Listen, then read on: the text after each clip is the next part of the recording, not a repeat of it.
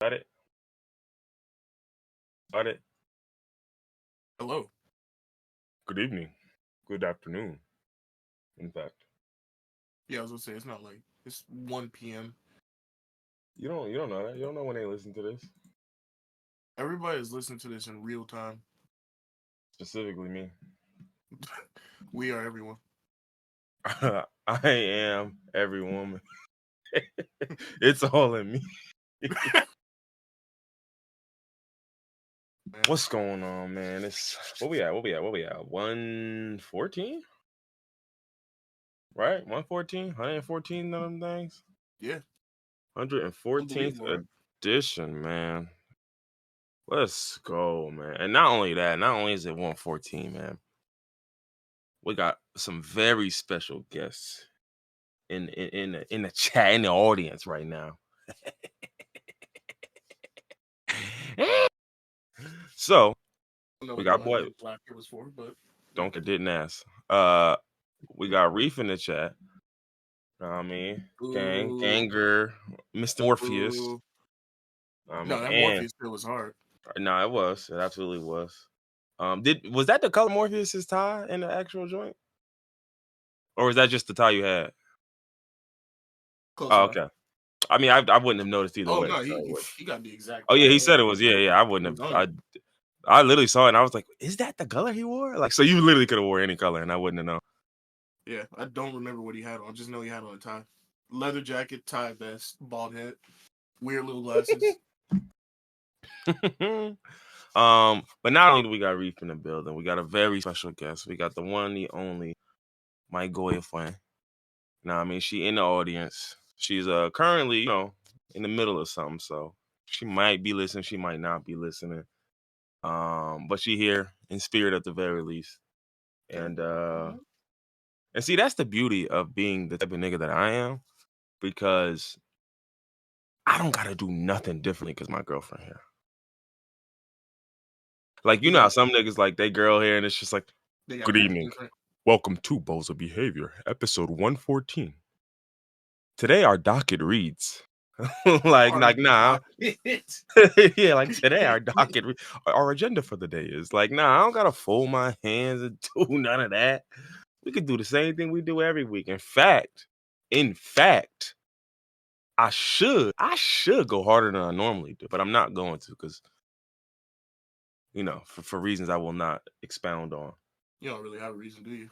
I have a reason. I said I wouldn't expound on it. I don't believe you have a reason. How we doing, man? How we doing? How's everybody doing? How we feeling, man? How we feeling, chat? How we feeling, chat? Extremely hungover. Mm-hmm. What you was drinking? Vodka. I only drink the same thing. Oh, okay. What you was drinking, like some Tito's or something? Yeah. Actually, literally Tito's. I figured that. Sick nigga. I don't understand this version of Tito's. It's good. I'm just slandering you. Oh. Like you just, I know you was drinking it straight too. No, I don't drink it straight. I was drinking it with zero sugar lemonade. Yo, drink it straight then. Drink it straight next time, bro. No. This y'all probably haven't had it, but this Minute Maid zero sugar pink lemonade, it just tastes like lemonade. It doesn't taste like a normal zero sugar drink. Well, it's because they got the pink in it. Yeah, Tell them about it. Talk about it. Yeah. I thought you were talking about putting like some crystal light in there. I was about, bro, listen. What? Come on, that's just basically water. No, listen. Please do not judge me for what I'm about to say.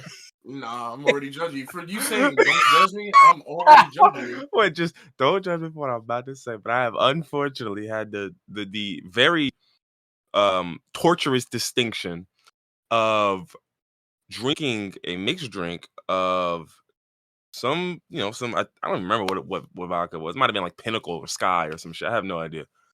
And I mixed it with like, so, oh man, this is really bad now that I'm thinking about it.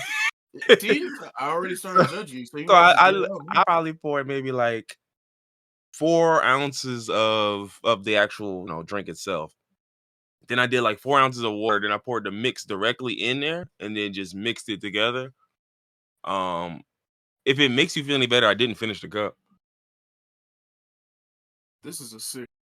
I couldn't even finish it. Like I took like a few sips. I was like, that's terrible. Let me get some ice. Took a few more sips. That's awful. Hold on. Maybe I could add a little more mix in. Add a little more mix. I said, I made it worse. I was just like, nah, I don't think I could do this, bro. I might just mess around and stay sober. Yeah. Man, I can't judge anybody for what they drink because I've made some truly heinous concoctions. I mixed I don't know if you had woodchuck. It's like a cider. It's like flavored beer basically. Like they have different flavors like grape, apple, stuff like that. I mixed Bacardi and woodchuck grape cider before. I It's do know basically what just woodchuck is. mixing liquor with beer. I do Uh, know what woodchuck is. I've had yeah. a few of these before, actually. They're not bad. I've had vodka and water, which is I'm not proud of those days, but Yeah. it happened. I don't know why you would do such a thing. But see, that's It that's was how you Rihanna. know. You said what? It was Rihanna. I don't. That song was like vodka and water and a lemon. I tried it. Um, it's not fair to say I tried it. I drank it a few different times, but I You said tried I it wouldn't say I because of tried it. it. I fully consumed it. Quite a. But see, this was when I was young. I was like 21 or like See that, but that's the time period, right? Like, yeah. I was just trying shit out. If I just drink all the water with the liquor now, I won't be hungover tomorrow because I'm gonna be hydrated at the same time that I'm drinking. This nigga's spitting. This Drunk, nigga, yo, drunk he's a hard alcohol with revolutionary. Gatorade too. Woke up feeling refreshed the next No, I day. did that. I did that. I think Reef was there. There was one time we was in Reef basement. We was drinking SoCo, like the Southern Comfort, the like not the 40% one, but like the 26 or 25% one. We Mm. mixed that with some blue Gatorade. I don't even think we had ice. That's how you know we was young. Like niggas ain't even had ice and we didn't care. And it was good. I'm not gonna hold you. It was actually good. Like it wasn't like it was I can tolerate this. Like nah, it was like nah, hold up, like Delicious. hold up, like with a little ice, that shit would have went crazy. But I feel like that's when you young, that is the time for just bad decisions when it comes to that. Like the room temperature, anything, like you know what I mean? Like I've been hiding this bottle under my bed for 4 weeks. Let's get it popping. Like Oh Lord, it's just like it just be bad. It just be bad. you gonna judge me for this? Like, well, I'm Uh-oh. already being judged, but I don't like cold alcohol. I don't put ice in my drinks. Most of my drinks are room temperature, unless what I'm mixing it with is cold. I don't Hmm. like vodka, cold anything liquor related. Hmm. I like cold beer, obviously, but Well, okay. hard So liquor I'd do rather have you? room temperature. So when you do hard liquors, do you do the flavored or the non-flavored versions? Ew, non-flavored.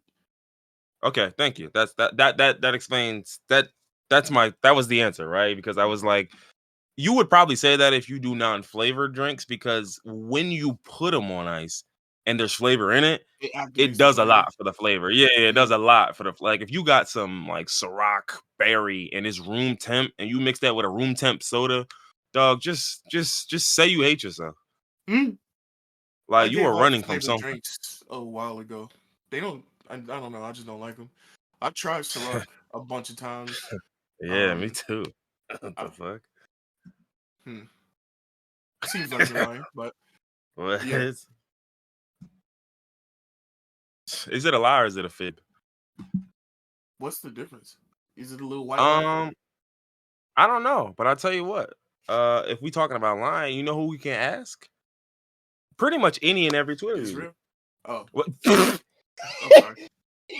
I mean, yeah, any and every Twitter user. So That we can get to segue the. could have went anywhere. I'm sorry. It really could have went anywhere. Look, head on a swivel. I like it. I like it. Um, but again, we gonna put all of our Semitic content in the back half of this pod. Because what we noticed last week is that it appears the bots only do half of their job. I'm just saying. I'm just saying. YouTube bots look for the like first 10 minutes of video. After that, you coasting. He's just like, nah, okay, fat butts. Then okay, yeah, milkman allegations. All right, I'm done. You got it. 38 jalapeno poppers. Yeah, he said, okay, 36 mozzarella sticks. All right, yeah, okay. These niggas are just shooting the shit. Um, But yeah, so let's talk about niggas lying online for interactions, right? Because this is a growing epidemic that is harming American youth, well, global youth, really, and not just the youth either. I used to think it was just the kids, boy. I'm watching These grown people walking around have child-sized brains, so it's still kids. child The side people falling boy. for this is still kids. Niggas got lima bean sized brains, dog. Like, yo, but it was so crazy because like my brother's not huge on social media, and I was explaining this concept to him literally yesterday. And I was saying like there's so much fake content. Like there's so many things online that like because basically my brother and his friend was talking about the oyster thing, and he didn't know if it was real or not. And my whole thing, I mean, granted, from what I know, it's real, quote unquote, but it's like I still don't know the truth. Like this all could have been set up, so I have no true clue. But then I was telling my brother, like, bro, there's so many skits, there's so many acting jobs and all. Like, it's like perfect example is I seen a video literally this morning, and I was like, this is exactly what I was talking about. It was supposed to be two women arguing on a plane, and one says, I forgot what it was like. Oh, Karen says something to da da da, and I'm just like, two things here. One, I mean, calling a white woman a Karen instead of a racist is kind of like let's get back to that. Let's get back to what we used to say, right? We're losing recipes. We're losing recipes. Like, let's get back to the old school R word, not that other one. But let's get back to that. But two, in the video, they talking da da da, and they're on a plane, right? And they're supposed to be in first class. They arguing about first class, like you don't look like you belong in first class, type shit. But in the background, guess what you can see? That the LED light strips you see on Amazon. Mm-hmm. They lining a part of the airplane. Like Was the whole plane a set? The plane is a set. Wow. The plane is a set because you cannot Wow. put those lights on a plane in real life, right? So the whole plane is a set. But that's my whole point. Between those skits, between a nigga goes on a point? What's the point of the video? Just to make white women look bad? Interactions. Because they're like, doing it enough. What you do is, I don't even think they look at it that deep, right? Like that's just incidental for them. Like think they look at it as, all right, what's something that's like a major thing that people are focusing on, right? Yeah. Oh, white women and their racism. Boom, that's an easy plot point. So I take that plot point, I do my little skit, and my whole point is not to prove that white women are this. I don't even. When I think about skits, I think about something that's funny. At some point, let's just call it a straight up line for interactions. I mean, yeah, it's a. I don't know, an interlude, nigga. I don't know what the name is for just a visual piece of fake media. Of real events. Yeah, a dramatization. Yeah, literally. Except the problem is you're presenting it as real. So it's never like it's always gonna be false. Like, but literally it's calling it out as fake, or were people believing it was real? I mean, some people were. Some people didn't even look that far. Because again, I think that's also the other problem with social media. The speed at which we consume it. We not like this is why I remember when AI first came out and mad niggas was like, bro, this is obviously fake. If you what? If you click through the picture and zoom in on the hands, when have I ever done that on a picture? What are we talking about? Like, again, they're gonna get a bunch of people off of this just off the strength that social media moves at a mile per minute. Like, dog, I'm not about to spend 30 seconds inspecting a picture. I'm gonna look, oh, what's this AI? Oh, my family gathering. That's what's up. And I'm gonna keep going. I'm not even gonna know your family fake. I'm not gonna have any idea that's not your family and your uncle is AI generated. I'm not gonna know that. But people lie for interactions. Like, because there was one example I seen recently. It was a woman from Iowa who had cancer or lied about having cancer. And again, people lie. Now, see, at least this one, at least you lie for a bag. You feel me? Like you like some of y'all be lying and it don't be a bag. Like y'all just lying for clicks. Like that's crazy. Like, we're endorsing lying for cancer. What? I said no. So I know. Anyway, so Madison Russo, 20-year-old, keep that in mind. Oh wait, I think I heard this is the TikTok girl. Probably, right? Yup. Oh TikTok, yeah. GoFundMe, Facebook, LinkedIn. LinkedIn is hilarious. Like you was on LinkedIn scamming. That's commitment. That's dedication to the bag right there. I respect it. Yeah. So basically, what happened was her scam was that. Hold on. I'm looking for. They don't say exactly what the scam, but this is the back end where they was cooking her. But basically, she had a scam where she pretended to have pancreatic cancer. She pretended that she had leukemia and a football-sized tumor wrapped around her spine. Which that's crazy. Right? So she claimed all of these things, and apparently there was about $39,000 that she raised. right? And so she raised this money, and then pretty much this scheme started unraveling, right? When a few medical professionals on TikTok, which is hilarious because there are actual medical professionals on this website, were sort of just like, I don't know, bro. Like, tumor Yeah, that I've seen. big, and Yeah, that comes with a certain subset of symptoms and side effects that you ain't showing and displaying, and I don't know, something's not right there. I watched somebody dissecting one of her videos, and like she had a video where this was after people were kind of like, oh, she has it. So she posted a video of her like supposedly her hair falling out in the sink, but the hair in the sink was very clearly cut with scissors. It didn't look like hair that It was wasn't falling out. frayed and all of that shit. Yeah. I think what was particularly heinous about, because a lot of people lied for money, lied saying they had cancer for money. What was super nasty about this woman is she was like, there was a woman that actually had cancer and actually passed on from it. Oh And no. she was like arm in arm with her, like, we'll get through this together. We're gonna Oh make it through man. this. Oh And this man. woman actually died, and she was faking it the whole time. I know this is gonna sound fucked up, but rest in peace to that woman. Oh man. But can you imagine when she passed, niggas started looking at Shorty like, so TikTok, where are you going? so what? Like how you still cooking? Like how you ain't that the same shit? I'm confused. I'm saying maybe it worked differently. I don't know. I'm not no, cancerologist. Cancerologist. But yeah, no. So the part that killed me was the woman then told her story. And I just pictured this like the Isaiah Thomas when he saw the Frosty. they was they were saying like, I didn't do this for attention. I didn't do this for money or greed. I did this as an attempt to get my family back together. What? So Why basically, didn't it make sense? she told the court she made the story up because she hoped that her fake cancer battle would force her troubled family to focus on her. Well, in a way, in a way, you were right. Except now you have $39,000 in restitution to pay and a $1,300 fine. And chances are, you raised $39,000 and actually got the money, you don't have it on you still. And she got 3 years probation. She should have went to prison. Well, Only yeah, probation, she ducked it. $1,300. She ducked it. Of course, the prosecutor recommended against prison time because, drum roll, please, no criminal history. She had good grades in college. She was employed and was. I'm like, damn, a job, some grades, and not going to jail is White. all it takes. Just say white and blonde hair. A job and some grades. How good were the grades? Like when they say good, what do they mean by like 3.0 good, 3.5 good? 2.8. He said, B minus, but look, who's counting, right? She was only 20. I'm like, If man, look. having a job disqualifies you from going to jail, how many niggas, Yeah, facts.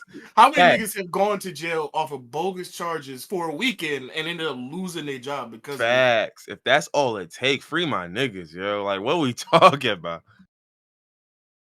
Crazy as hell, boy. But yeah, nah. So like this one killed me because this is like this. It just also reminds me of Zubat. I don't know if some of y'all remember Zubat from back in the day, but it was a person named Zubat, I think, who was. I think they was lying about everything, like about their gender, about who they work for, about Hello. and they were supposed to be raising money for some like this trans charity or like nonprofit or something like that. And so they were like, we can put together these packages of like binders and a lot of items for folks in the trans community. Zubat raised mad bread off of it and then dipped off. Just pew! Because then one day somebody, I think, if I'm not mistaken, I think it was somebody from NASA, which is where they allegedly had their internship. Somebody from NASA was like, nah, I think I recognize that lanyard you got on. That is a NASA lanyard, but that's like a 1-day workshop It's a lanyard. visitor. Yeah, no, like if you come to like a workshop or something, like they'll give you a lanyard and you can go home with it. But like you presenting it as like as if it's you know what I'm saying? Like you present it as if it's oh yeah, this is my badge I use to get into work every day. Okay. Hold on. My girl informed me that not only did Zubat do all of that, but the girl killed herself. Oh Like my god. the girl who she was raising the money for. So that was a nice little touch. She's starting a fake organization in her name as a so-called dedication to her. That's so sick. Now that's worse. You got to go to prison for that one. I'm sorry. When you do that, you Yeah. definitely got to go to prison for that one. Like that's no. Oh, you got a job and you got a 3.1 GPA. Okay, well, I guess you'll have to finish your credits when you're out. We got him. Nah, this is nasty.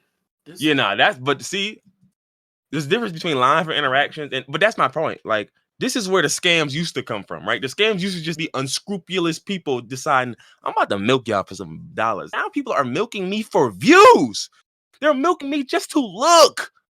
There was a girl on TikTok that was lying about having Tourette's for whatever reason. Yeah, me and my girl saw She this had, one. 300,000 followers. Like, just lying for what? What did you get out of this?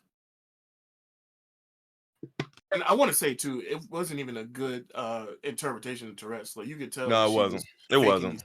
I don't even know how she got 300,000 followers. Just watching like 5 minutes of her videos, I could tell like this clearly is not real Tourette's.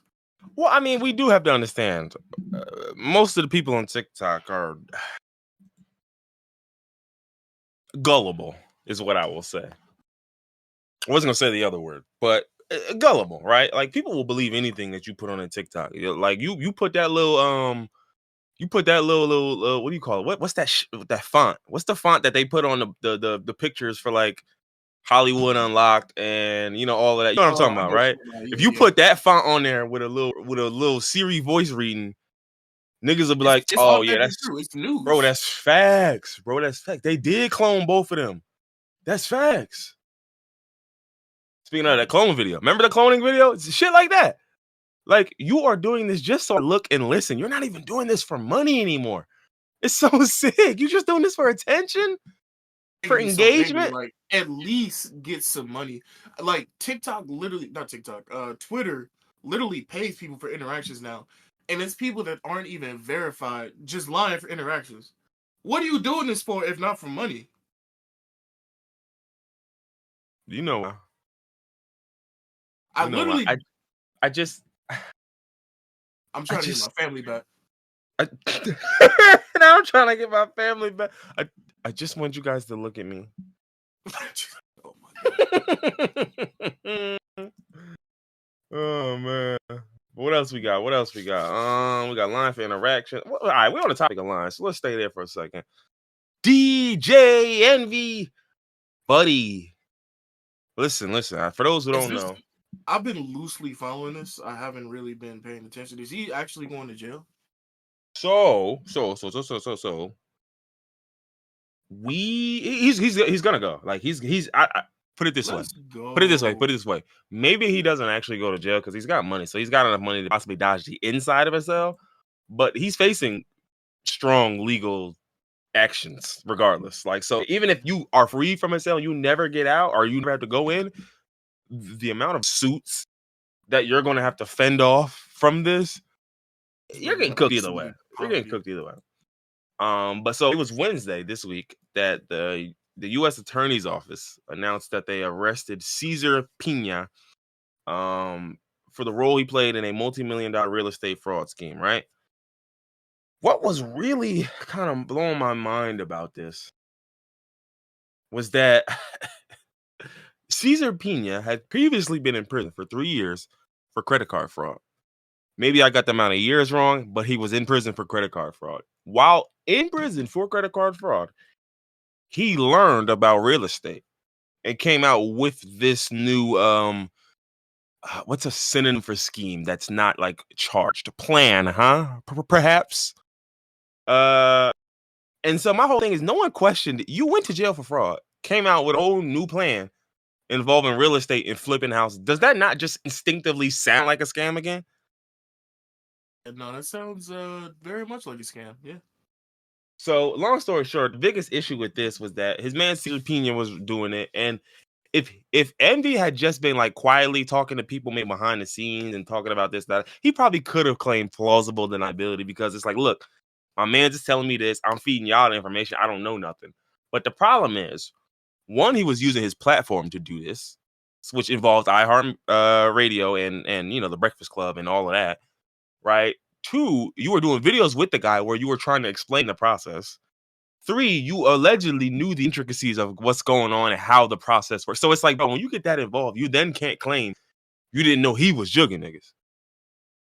Oh, you were part of this. So long story short, the feds ended up going to iHeartRadio office where the Breakfast Club was, right? And they raided and they removed some electronic equipment as part of the investigation. But well, actually, no, that's weird because I'm seeing another. This is from TMZ. I don't give a fuck what y'all say, actually. So, but either way, yeah. So, long story short, this nigga is in some hot ass water, and I don't think he's just jumping up the hell about this. I think he's gonna have to hold that down. Like you said, he has money, so he's definitely probably not gonna see the inside of a jail cell. Mm-hmm. And this is my thing, because he was claiming to be a victim and all of that. And it's like, brother, here's my problem, right? Here's the ultimate issue here. Here's the ultimate issue here. You are a nigga with the money and the resources to where if you believe you are truly a victim, there are people who have filed lawsuits and they gave you the last bit of money they had. And they still found something. They scrounged up some coins to file the lawsuit. You get what I'm saying? And to get a lawyer. You are DJ Envy. If you not filing a suit, it's because nobody took nothing from you. It's real simple. Like, it's very simple. Like, you have all the money, the time, and the resources to hire the best attorney you can. And if Caesar took your money, nigga, you would be violating to get that bread back. Bump throw him under the jail. I would send that boy to the sixth circle of hell. He was promoting this heavy. If I recall correctly, this nigga was on other people's podcasts. Like, he was trying to get Joe Budden to buy into this. Yeah, yo, and the funniest thing about the Joe Budden thing is, like, literally, like, when I heard DJ Envy explain it, he was basically just like, "Oh yeah, I tried to get Joe Budden on, da da da," and he was like, "No, that sounds like a scheme. It sounds like a Ponzi scheme," and he just hung up and like was just out of there. And I was crying because then when you asked Joe about it, he was like, "Well, nigga, the first thing that happened that I thought was really weird is me and Envy hadn't spoken in a minute before that." Maybe like this a is year. Like one of your niggas from high school. You haven't talked to him in 5 years, hitting you up to join what was it, Forex 3 years ago? So, hey, are you familiar with Primerica? Who's that, brother? Get the hell off my line. But yeah, so he hit him and he's asking him, he's like, "Oh, hi, so boom, like da da da." So he automatically was like, I thought that was weird. Like him hitting me up after not talking to me in mad long and him not even doing the, "Hey, what's going on? Da da da, boo boo boo." Like he led immediately, "Hey, I got a business venture. Hey, you know what I'm saying? Hey, I got something for you on it." Like, and it's like, dog, that's again, like, we cool. Like, we not buddy, but we cool. So it's like, I think that's just a weird intro, right? So he was saying even after that, as he was explaining this shit, he was just like, mm-mm. And then literally he was just like, "Well, you ain't hit me up in this long. The first thing you want to talk about is I give you a little money and then you can flip it and I ain't got to do no. There's no such thing as I just throw a little money in, another nigga will do the work for me and then I extract my money. That's not a thing. That's not a thing because all you're going to do is flip my money to make more money. And it's possible. It's possible that if this goes on long enough, I get my money back. But otherwise, why would I even sign myself up for the risk?" So he immediately dubbed him and was just like, "Nah, I'm good." And don't get me wrong, I've had this as well. Like I've had the whole a nigga was talking about some I got a job and da da da. And he presented his job as it was so real, had the listing and everything. And he was like, "All right, we can do an interview tomorrow about this and that." And I was like, "All right, cool. What's the location?" The dude sent me the location. I'm like, "All right, boom." So I didn't even put in the address in my phone until the next day because it was close. Like it was in the same town as me. So I was like, all right, at most it's like a 5, 6, 7 minute drive. So I ain't even tripping. I put in the address the next day. It's a Starbucks. And I was like, wait a second. Why are you interviewing me at Starbucks? You don't think that's a little strange, a little odd, right? So I get to the Starbucks, and lo and behold, the first few words out this nigga mouth are entrepreneurship. As soon as I hear this, I'm like, oh, okay. I've been got, huh? Okay. I was like, I'll tell you what. I'm gonna hear your whole little thing, ask a few questions, and when we leave, I'm gonna shake your hand, smile in your face, and you'll never hear from me again. I promise you that's how I'm gonna play this. Cause don't ever waste my time presenting this like this is real, presenting this like this was nigga did a whole lot. Like job listed, act like there was a company and he worked for I'm the hiring manager for that. No, you're not. You're an entrepreneur. You're not hiring manager, just a nigga who wants to, you need signups. Like, I'm not dumb. Like, I'm dumb enough to get here, but I damn sure ain't dumb enough to take the offer. You better than me, because I would have left in the middle of it. I remember when I was looking for a job years ago, maybe like 10 years ago, I was on, what was it, Indeed? And this company sounded great. They wanted me to come in for an interview. And it was in a real office building. It looked like a legit place. I get there, and there's At a least they bunch of tried other harder than people mine there. did. Yeah. It was a bunch of other people there. And I'm thinking, okay, so yeah, obviously it's interviewing. These are my competition. The hiring manager calls in all of us at the same time. Strike one. Mm-hmm. They get to talking. This nigga's trying to sell us. She's trying to get us to sell insurance for Aflac door to door.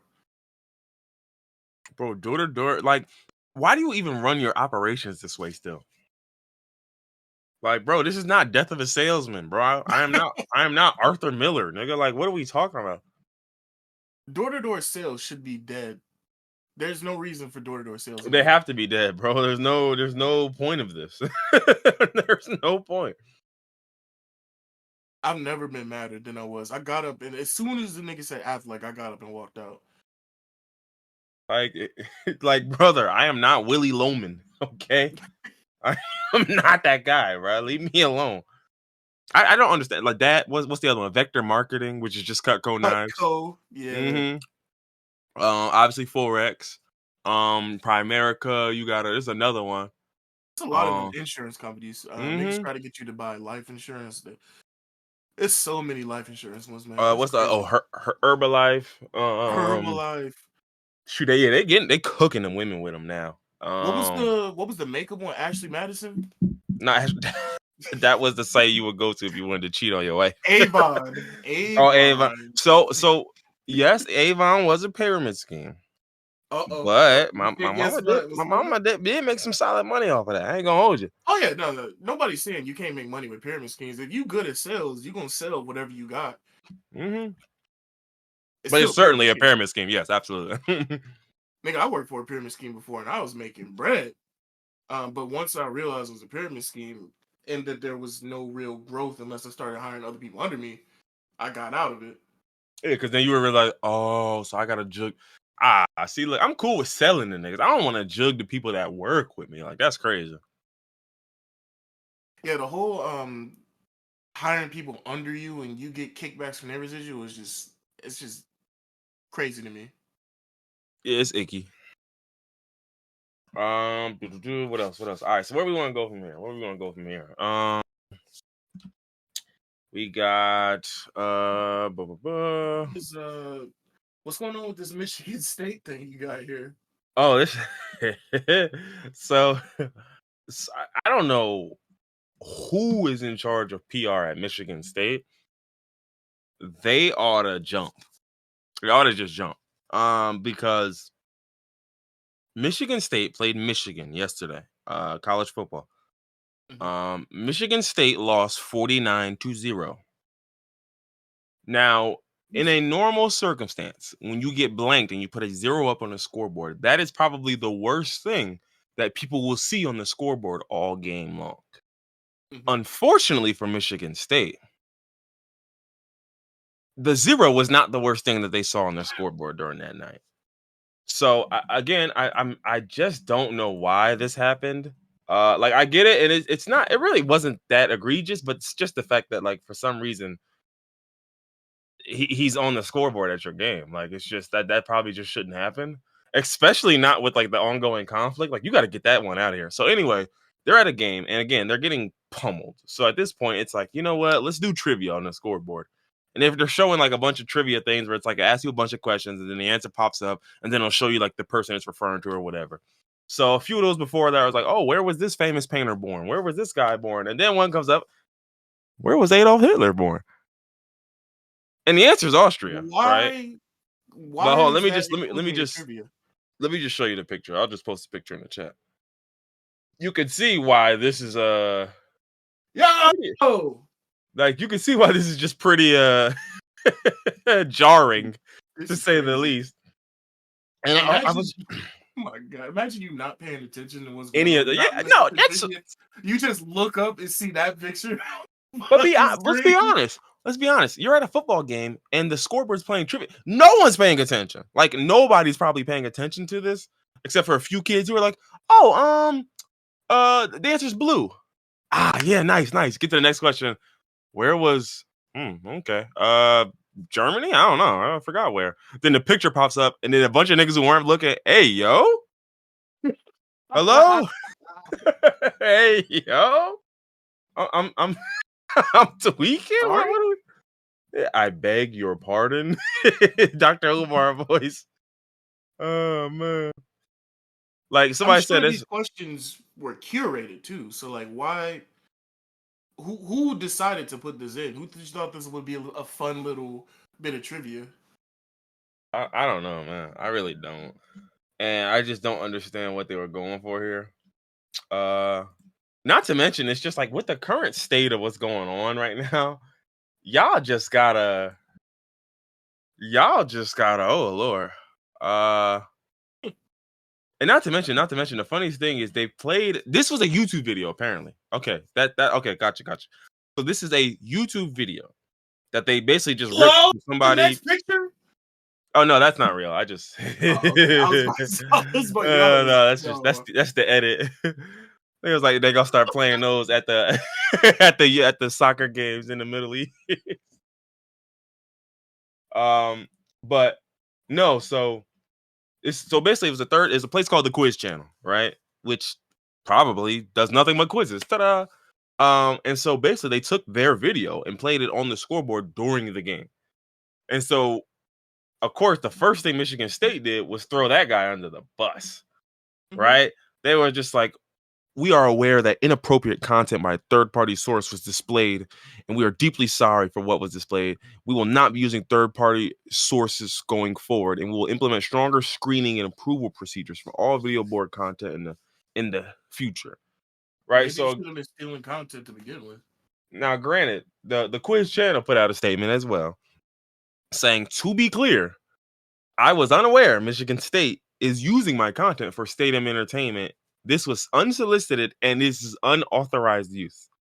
Then said an appropriate trivia question in an inappropriate setting, which I think they're right about. I don't think there's anything wrong with this question. I just think this is insane at a game where no one's even paying attention to the questions. Yeah. Like if we are doing trivia, then we're doing trivia. But like, buddy, we're at a football game where nobody's paying attention, and all he says, "Look, mommy, look at the scoreboard." Nigga, look up. Egad. Yeah, do the Goku. Like, but this is just Michigan State can't catch a break, bro. You got blanked 49-0 on the field, and then you got to deal with this too. Like, and the craziest part is like this almost takes away from the fact that you got blanked 49-0. Like, it almost does. Like, that's just how bad it is. Are they gonna get like any sort of backlash for stealing the content, or that's just? I don't think that's people's focus. I think Quiz Channel's pretty mad about it because they're just like, yo, don't use my shit ever again like that. Yeah. How you gonna steal content and then try to blame the channel that you stole the content from?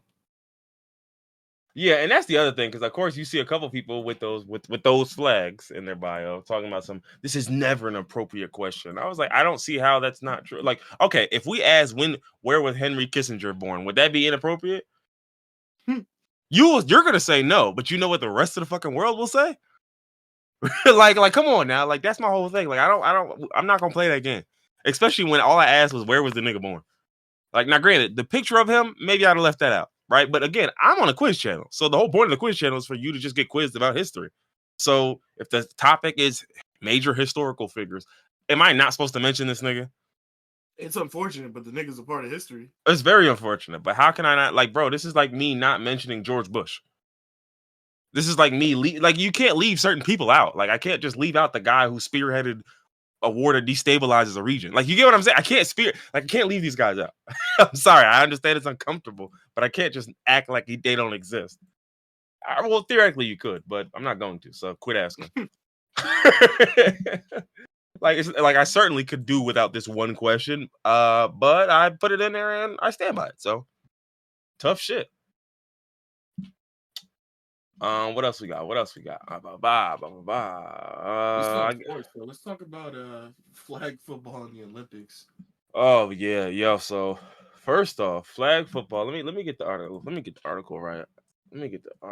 Right.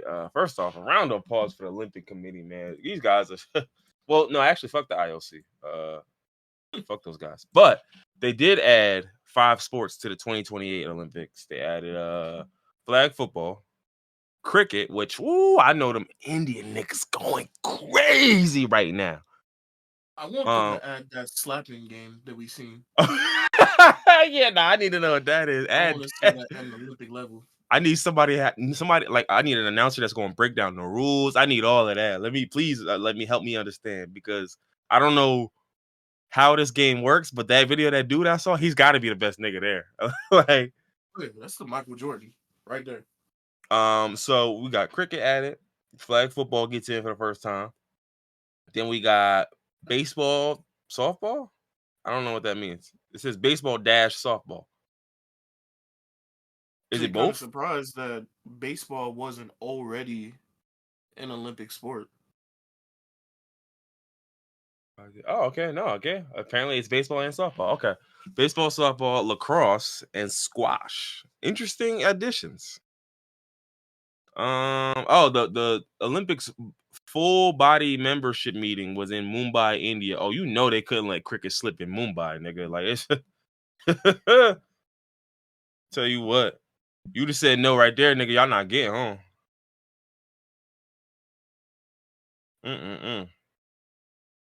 They said adding cricket to the Olympic program is expected to raise the value of India's broadcasting rights for the IOC by more than $100 million. $100 million just by adding one sport. It apparently says the Atlanta Falcons. Wow, look at the Atlanta Falcons. Did something great. They have played a large role in getting flag football going on the grassroots level, with the team awarding grants to 144 schools over the past 5 years to cover costs for equipment, officials, transportation, salaries, and many other things. So shout out to the Atlanta Falcons for that, I guess. Yeah, the Falcons, beauty of seeing an Austrian cornerback get cooked by Tyreek Hill. Thank you, Atlanta. But the memes, oh my goodness, yo, the memes that came from this had me fucking screaming, yo. I was like, yo, what is wrong with y'all, yeah? You don't want to see a Latverian shoemaker get absolutely destroyed by Jamar Chase? He said a Bavarian dentist is getting spanked, is getting fried by T. Higgins. You want to see Nico Hartman going out there? The way that the NBA players do in the Olympics, I feel like it would get done 10 times worse by NFL niggas. Oh, yeah. Against just random, just businessmen and fucking bricklayers out there on the flag football. Nigga, Tyreek Hill. Bricklayers. Nigga, if you put Tyreek Hill on a flag football field, you're about to inspire a whole nother generation of racists. He said a team full of slot receivers. Yeah, I really don't even gotta go. Like, Tyreek, you could stay home, brother. I don't even really need you. Like, I could picture all the fast niggas from the NFL who we like don't see as that skilled. Them niggas alone will get it done. Devon Achane, the running back from the Dolphins, is clocking you niggas out. Like, bro, Christian McCaffrey. Christian McCaffrey. You can put an all-white team out there. It don't matter. Absolutely, bro. We get Nakua, Cooper Kupp, Christian McCaffrey.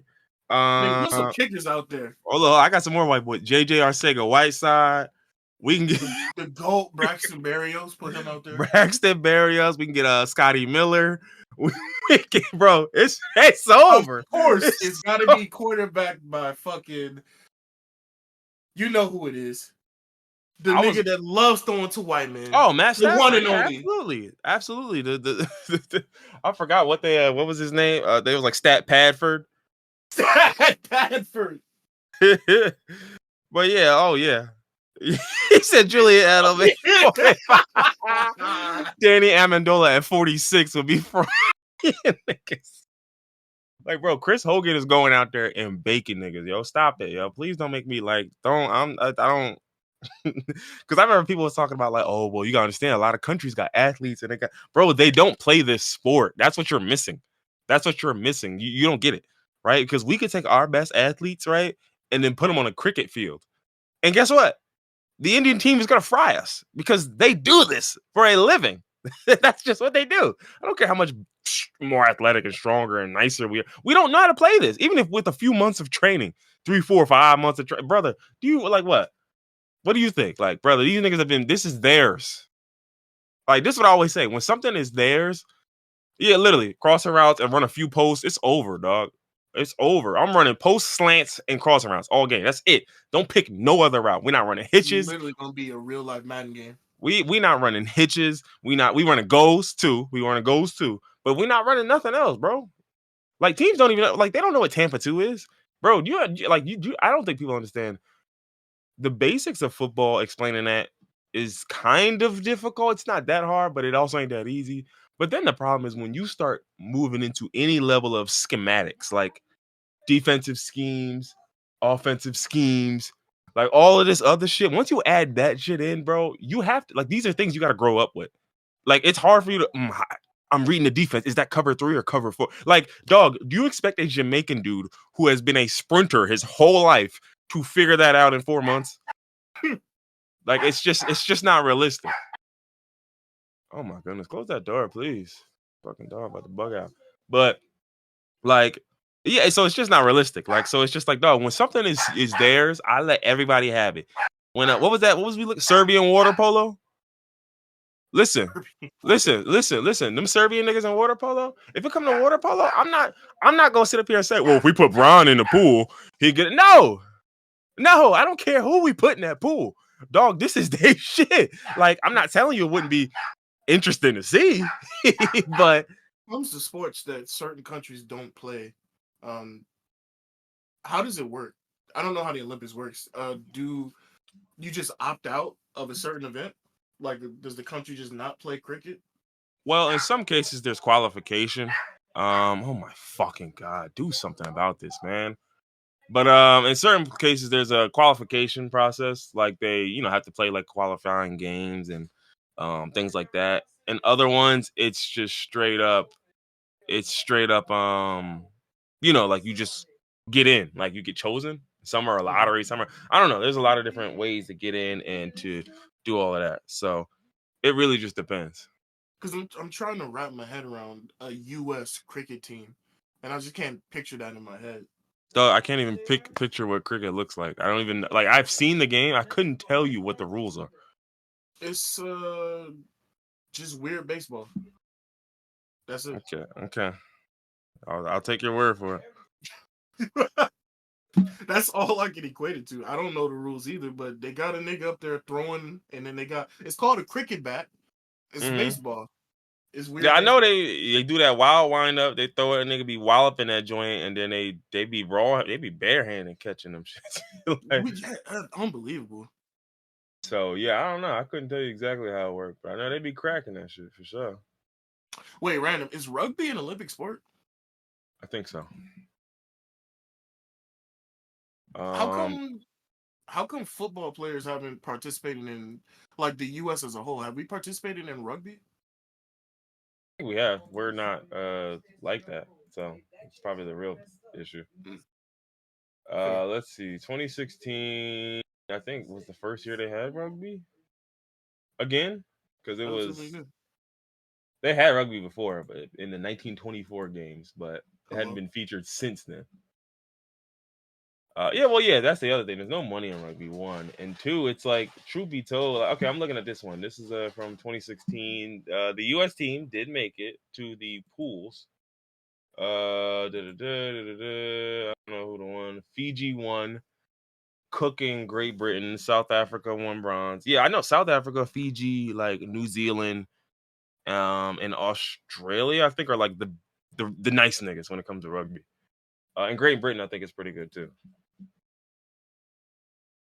But yeah, no, there's no there really ain't no money in that shit.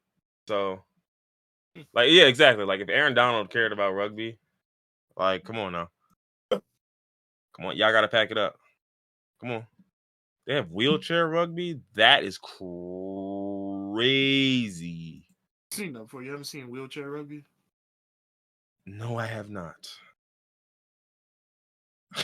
No, I have not. Oh man, I certainly have not seen this before, pal. But let's see. Definitely interesting. Yeah, and don't get me wrong, Olympic flag football is, I'm sure, like NBC and all the like the American broadcasting. I know they're foaming at the mouth, like I can't. Please, bro. When I when I catch you, Ricky, when I catch you, Ricky. All right. So what else we got? I guess we still on sports. Let's stay on sports before we get off it. NBA season is coming up, man. What do we have? What do we got? So preseason is just about the last one, right? So I was gonna say let's do some. I don't know. Let's do some award predictions for the NBA, huh? Freak time going all the way. You said who? Freak time going all the way. Okay. Let's see. I think we're talking about most improved player, right? I'm just gonna show you the odds of who they got up here. They got Scotty Barnes, Jordan Poole, Austin Reeves, Anthony Simons, Cade Cunningham, Mikal Bridges, and Tyrese Maxey. I think Tyrese and Cade Cunningham are probably the most likely to win this. I think specifically Cade. I was going to say Cade, yeah. Yeah, I think specifically Cade because I think he's in a very unique position. I think Scotty Barnes is in a position too, but I don't think he's the same guy. But I think Cade Cunningham is in a position to where, like, bro, there's nothing stopping you from putting up a Bradley Beal stat line, like, right now. Like, there's nothing stopping you from putting up 25, 30 points. There's nothing stopping. You're on the Pistons. There's nothing stopping you. Like, no one else is there to take the ball away from you. Jaden Ivey is going to assist and score his little 10, 12, 13, 14 points. But it's like, other than that, brother, they're going to need your 30, really. It's just you, yeah. They're going to need your 30. So I think that one's Cade Cunningham. So that's most improved player. Oh, they just do it by each thing. Okay. All right. Well, thank you for giving me that. Let's see. MVP. Obviously, we could that's pretty one of those ones. Wembanyama. MVP, I could see this going to Jokic again. I know. Well, I think Giannis could be interesting. And I think Giannis is pretty primed to do this, to be honest. But I just think that it's just too easy for Jokic. It's just too easy. There's nothing stopping you from putting up a 25-point triple-double every year. So, like, then it becomes your job to, as Giannis, as LeBron, or as whoever the hell else is supposed to win, you got to put up 30 and some change. You got to put up 29, 9 and 9, or 28, 7 and 7 on great shooting. Like, you have to have a stellar, phenomenal season to compete with a 25-point triple-double. And I think 25-point triple-double without you said what? Said, yeah, right, exactly. Yeah, if I wanted to force it, I could probably have a 30-point triple-double for the season. But I don't know. Sometimes I get my 23 and I'm like, all right, my niggas ain't scored yet like that. Let me get them some points. So, to me, I think Giannis probably has the second best chance, I would argue, especially in the position that they're in. I think with Dame coming there, he gives you a lot of offensive help. But I do think that, again, Dame has a bit of an injury history as well. So I think it's going to be incumbent on Giannis to play like an MVP. So my easy pick is Jokic. I could see Giannis easily winning it over Jokic. I wouldn't be mad at that at all, but my pick is Jokic. Because I only think he lost the MVP last year just because they was tired of seeing him. And people were just like, well, he ain't did nothing yet. Like, I'm not about to give a back-to-back MVP when only some of the greatest niggas of all time have gotten back-to-back MVPs, and you ain't did shit but lost to a bunch of niggas first, second, and third round. But, of course, with that being said, after the run he had, I mean, it ain't shit to say, so. Yeah. That's an easy choice, honestly. Let's see. Defensive Player of the Year. Wembanyama. I think it could easily be that. I'm not gonna hold you. I've seen people say Anthony Davis. Don't believe so. You may have to play 60 games. So I think that you may have to get there. But I think Wembanyama is probably an easy pick. I think Chet Holmgren also is a good pick because I don't see any reason why neither of these guys can average 3 blocks a game. Like there's nothing stopping y'all from doing that. So for me, especially on Wembanyama's case, I think his whole season it depends on him staying healthy. Because I think when you're that big, you're that long, you're that lanky, and you move the way you do, your body's not supposed to do that. You're like your body isn't. You know what I'm saying? Like it's like your mind and your ability and your talent allows you to do that. You are fighting against your body doing that. Like that's not what your build is for. 7'4", brother, you're supposed to stand by the rim and then just push shit into the hoop. That's you're supposed to be Boban, basically. Which is crazy. Think about it. Him and Boban are the same height. And you are moving like a fucking small forward. Like this is scary. Did you watch the Golden State Spurs game?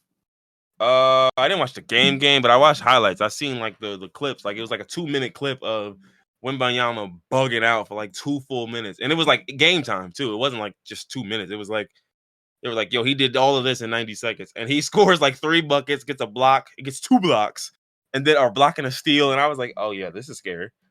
Why they have Steph line up for the jump ball against Wembanyama? To fuck around. I know literally just to fuck around. Literally just for fun. Just for fun. Steph probably said it to somebody and they just laughed like, "Yo, you shot out." And then when they got out there, they seen Steph line up, "Oh, he dead ass is." So I was like, "It's for real. Who's gonna really do this?" That shit. You looking around? Somebody come. All right, bro. Joke's over, yo. Come on, yo. Somebody. Wait, what you mean? This nigga's standing a foot taller than you, bro. I'm Steph. So that's DPOY. Coach of the year. I can see. I don't know the guy's name. But I can see. I can see the Oklahoma City coach winning Coach of the Year. I think their team. Well, I think last year. I'm trying to remember their exact record. I think they were right around 500. They were either a few games over or a few games under. And so, let me see. Last year, oh my God, nigga, just show me the record, please. They were 40-42. They were 2 games under 500. I think with the talent on this team and with Shea turning into a monster in the last like 30 games of the season, and then him playing crazy in the FIBA shit for Canada. And then, Chet Holmgren's back. You got a new rookie, Kason Wallace. And I think this team ought to win enough games to at least be a seed. I think they'll probably be a 6 seed. I don't see 7 teams better than them in the West. I could see 4 or 5 easily, but I don't see 7 or 8. So I think this team is at worst a play-in team, which would make them better. But I think if they went 40-42 last year, I see them winning 47, 48 games this year. Obviously, health is a major concern, but I just don't see how I just don't see a world where they don't take a big step this year because they look prime for it. Oh well, I mean, you got any predictions? Golden State all the way. Well, I mean, Coach of the Year, nigga. Oh no. All right, and so I don't even really think Golden State. I was just joking. I seriously think Freetown. Rookie of the Year. I mean, come on now. I already said it like 3 times. Yeah. But this one I will say can be deceptive because again, if Wembanyama don't stay healthy, I could see Chet Holmgren stealing this one. But again, to me, all the health concerns that we always say about Victor Wembanyama when Chet Holmgren has already had them is pretty funny because it's like, nigga, he's already been injured. It's just easy for a nigga that size to get injured. Yeah, especially the way y'all play. Y'all just moved to wacky. Like, y'all not supposed to do that. Y'all supposed to do that. Mm-hmm. So, let's see. Most improved. We did that already. DPOY. MVP. Oh, wait, you already did MVP. Sorry. Clutch player. Clutch player of the year. I could see Luka winning this. Because I think Luka is good for shit like this. I could also see. No, I'm gonna go with Luka. I was gonna say Shea because Shea had a bunch of buzzer beaters at the end of last season, but I'm gonna go with Luka because I think Luka's built for this. Like, and plus the Mavericks are kind of trash, so they're never gonna win a game decisively. So it's perfect. It's the perfect setup. Like you're primed to win games by a little bit. Yeah, no, I agree with that. It's crazy to me that the Mavs are trash too, because y'all have Luka and Kyrie. I mean, shit. Why are y'all trash? Why? Make it enough. Make change. What else we got? 6 man of the year. This one's kind of confusing because I would say Chris Paul if they decide to bring him off the bench. If not, I think that lineup's gonna be fucking weird, to be perfectly frank. Mm-hmm. So I think you kind of have to bring him off the bench. So I don't know what they're gonna do, but I would assume it's gonna be Chris. As for let's see. Oh, okay. I see someone put Bobby Portis Jr. for 6 man of the year. Well, listen, he averaged 14 and 10 last year. Okay, so it's not like he had a bad season. He could win it with that. I don't know. I can't think of who else is coming off of people's benches right now. That's the only real problem I'm having. But okay, I'm sure Bobby Portis, Chris Paul, I can see that. Rookie of the year we did, most improved we did, yeah, executive of the year, I don't give a shit. So yeah, that's all the awards. As for who goes to the finals and who's winning it, I could see Denver Celtics. Who do you think is going to win between us two? Denver? I think the Celtics should win. So I'm going to pick the Celtics, but I can see a world where the Celtics choke it away like they usually do. Yeah. So yeah, I think I again, and this is not just the on paper part with the Celtics, but it's just the fact that like in terms of playoff experience and finals experience, y'all have seen everything y'all need to see. If y'all can't piece it together now, y'all can't piece it together, period.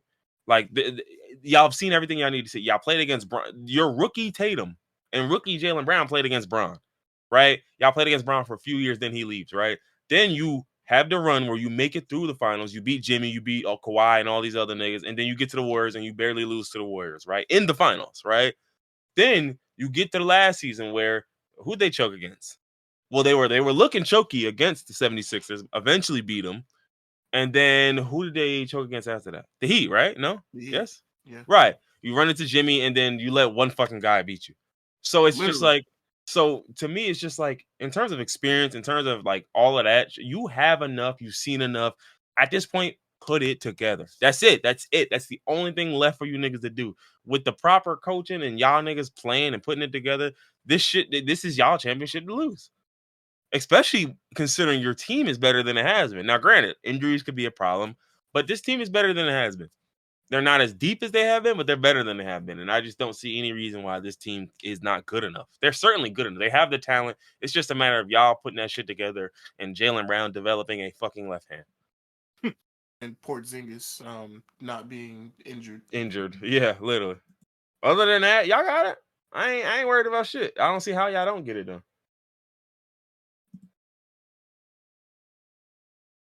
So yeah, that's really it for the NBA shit. The only other thing I had to say about the NBA shit, and then we could transition out of this, was y'all. You saw the post I sent you from that guy on the Pistons, right? When was this?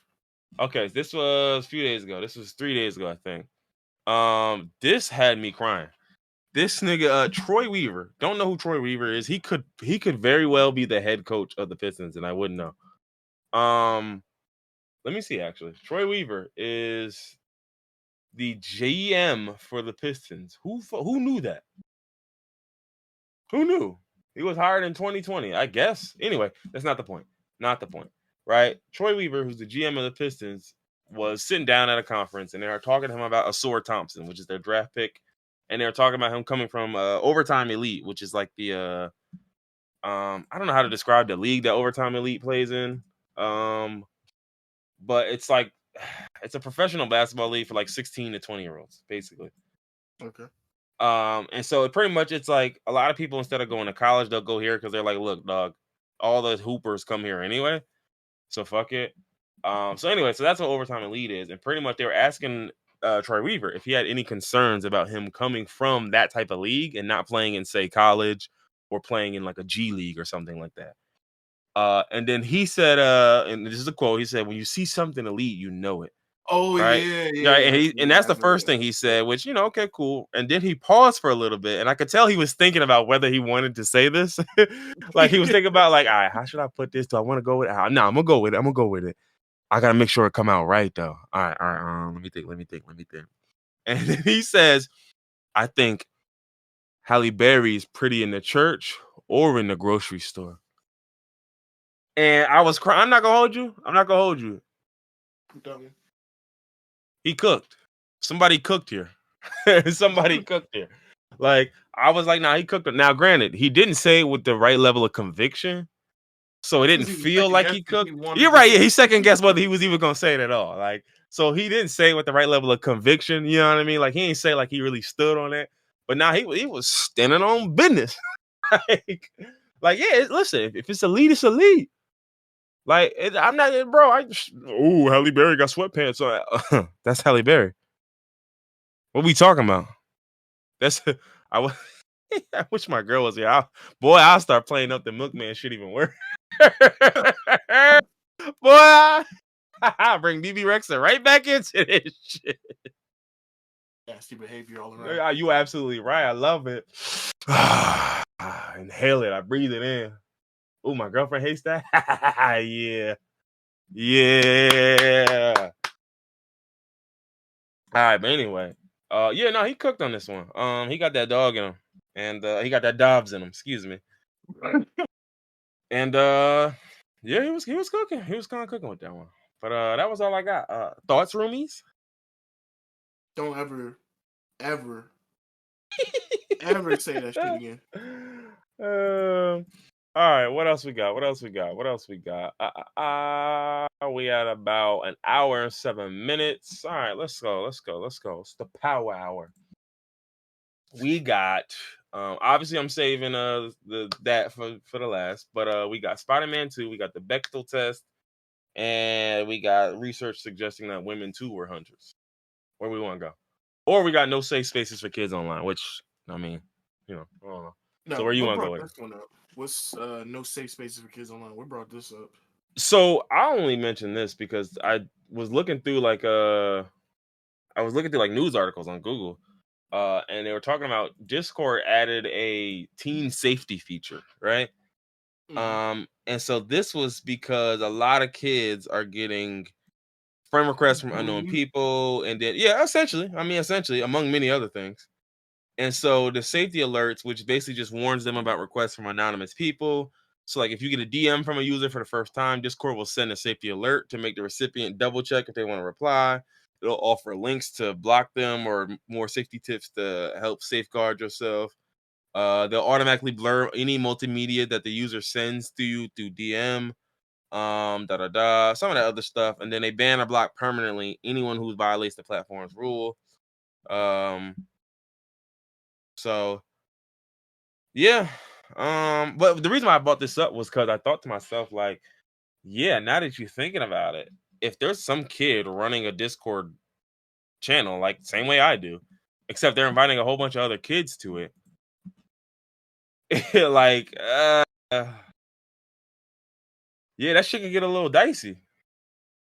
But then it made me realize, because it's like there is no exclusively child place to be on the internet anymore. Like, there used to be times back there was Habbo Hotel, there was Club Penguin, there was Neopets, there were all these different sites, there was all these math games, 1, 2, 3, or all this shit that you could do and play where you, as a kid, you could spend 3-4 hours online, and the prospect of running into an adult is basically zero, if not like 1%, 2%. You know what I'm saying? Like, again, you could always run into a grown ass man on Club Penguin. Not like, I'm not talking about those type of joints, but I'm saying like all the other shit kids could do online. you could do a bunch of stuff and not even have to talk to people. You get what I mean? Like you just playing your games, handling your business, doing this, doing that. But now it's like there's so little of that now. And every website that is for kids gets monetized. And once you monetize it, why stop at kids? Like, think about it. Kids are only that's a how small Musical.ly and segment. TikTok started. Right, exactly. Musical.ly, TikTok, Triller, any of them. Pick any of them. Like, they all start as we gonna market to the kids, boom, boom, this and that. And that was why when TikTok first came out, I kept thinking, like, why am I hearing about you grown ass niggas on the app? Exactly. Yeah. Like, I literally thought, like, yo, this is because every TikTok I had We ever jumped seen on up until TikTok that point. mad late because we just thought it was a kids app. Yeah, because everything I saw up until then was like, bro, I'm watching a bunch of kids do their little dances in front of cameras and shit. And these niggas look 20 at the oldest. I'm like, bro, this is not for me. Like, again, when it came out, I think I was probably 26, 27. So I'm like, bro, I'm sorry. If the OGs is 20, I gotta get the hell up out of here, yo. Like, this is sick, yo. A 20-year-old OG. Come on, bro. The 20-year-old OG. But like you said, once they start to monetize, open the floodgates for everybody now. Yeah, and so, but again, I think it just comes at the detriment of the kids because the kids have nowhere to just fucking be. Like, you are subjected to the world and to adulthood any and everywhere you go. Like, there's no safe space for y'all to just cool out. There's no space for y'all to just, hey, we don't even got to really talk to each other and do all of that shit. Like, it ain't no place for us to just chill, to just play games, and to just, oh, hey, what are other kids into? Like, hey, what are, you know what I mean? Like, it's like, dog, and it's crazy considering the internet has replaced the actual community that kids actually used to go outside and have, right? So it's like y'all replace the internet, y'all replace the community, basically make it so kids won't go outside. They want to be here, and then create no spaces for them to exist here. It's like, yo, this is sick. Yeah. Like, now that I'm thinking about it, no, you were really right. There's nowhere kids can be online with just kids. Like, even back in the day, apps that weren't specifically made for kids, you could still find kid-only corners on those apps. Like Facebook, like when Facebook first came out, when we were like 8th grade, 8th, 9th grade, I didn't have no adults on my shit. It was all niggas that I was going to school with. No adults. And even in real life, honestly, even in real life, think about it. As kids, where do you hang out now? Like, remember they used to have, like, what was that shit? CCD? You know what that is? A CCD? It is, oh Lord. So I think this is like it's like a Christian thing, right? But I think, how do I explain this? How do I fucking explain this? Okay, so CCD, it stands for, wow, I did not know that's what that stood for. It stands for the Confraternity of Christian Doctrine, which is supposed to be something of providing religious education. I'm gonna tell you right now, that's not what CCD was. It never was. Or it sort of was, a little bit, a tad bit. But like, kids used to have those type of after school programs. Almost all of them shits are cut across the board, right? Like, whether it's CCD, whether it's any extracurriculars. Like, kids don't have shit after, like, once school is over, nigga, they want them little niggas out of here. Like, bro, get out of my school. Get off of the property. Get away from us. Like, school's over. Go to your crib, nigga. And so now kids don't have none of that, right? You don't even have community centers in a lot of these places. You don't have no public spaces to go to the park and chill and play ball and play hoops and da-da-da. So it's like, we do a lot where we blame kids for, oh, kids don't want to get up. They lazy. They this, they that. And it's like, brother, where are they going to go? Like, that's the part y'all keep forgetting. Like, dog, if I'm a child in Newark, I don't want to play football, where do I go? Because I guarantee you, the only park that has enough grass on it, somebody's probably selling there. So maybe I don't want my kids over there, actually. So it's like, it ain't that many spots for kids to really go anyway. And then now I can't even chill in front of the damn 7-Eleven because now I'm loitering. Like, so it's like, I can't go nowhere. I can't chill in front of the store. I can't go to no park. We might not even have a park. They don't got no school related type of shit after school. They might have clubs where those are 30 minutes, but after them 30 minutes, brother, you gotta go home. Yeah. You gotta go All home. The sock hops closed down in the 50s. The what? The sock hops. The sock hop, nigga? What? You never heard of a sock hop? Bro, what the fuck? What is a sock hop, nigga? No. Google sock hop. A sock hop is a dance party from the 50s and 60s where teens would take off their shoes and dance in their socks on the wooden floors and boy, what the fuck? What the fuck? Nigga, why do you know this, nigga? What the hell? I don't fucking know. I just do. Why do you, this is no, you know what this is just like that fucking time that old man came in and called me a soda jerk. And I was just like, yo, my man, listen, I'm gonna tell you right now. You throwing words at me, and I don't know what they mean, so I'm gonna take them as offense. So I'm gonna say, watch your mouth. And I was crying because it wasn't until I got it. When he left, I got on my phone immediately, like, soda jerk. What the fuck he call me? What he call me? And I looked, I'm like, oh, a person, typically a young man who operates the soda fountain in a drugstore preparing soda drinks and ice cream sodas. Oh.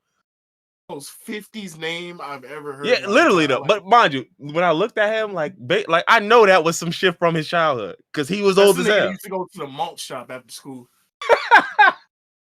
The malt shop, nigga, pull up. Yeah, let me get a root beer float, please. That's one of them diners with the checkered floor, and they got the red booze. Yeah, Niggas got the cap on. You know the cap. Mm-hmm, yeah. You know that one cap I'm talking about. Niggas said, yo, that's the soda jerk. That's the original soda jerk. Niggas was chilling out front of the ice cream parlor. They were parlors, brother. See, that's the problem. We losing recipes. we got no more stock hops. We don't got no soda jerks. We don't got no ice cream parlor is crazy. Ice cream parlor is hilarious. Ice cream parlor. But yeah, so it's like, dog, kids have nothing anymore. Like it's like there's nothing for kids, and anything and everything for kids is monetized.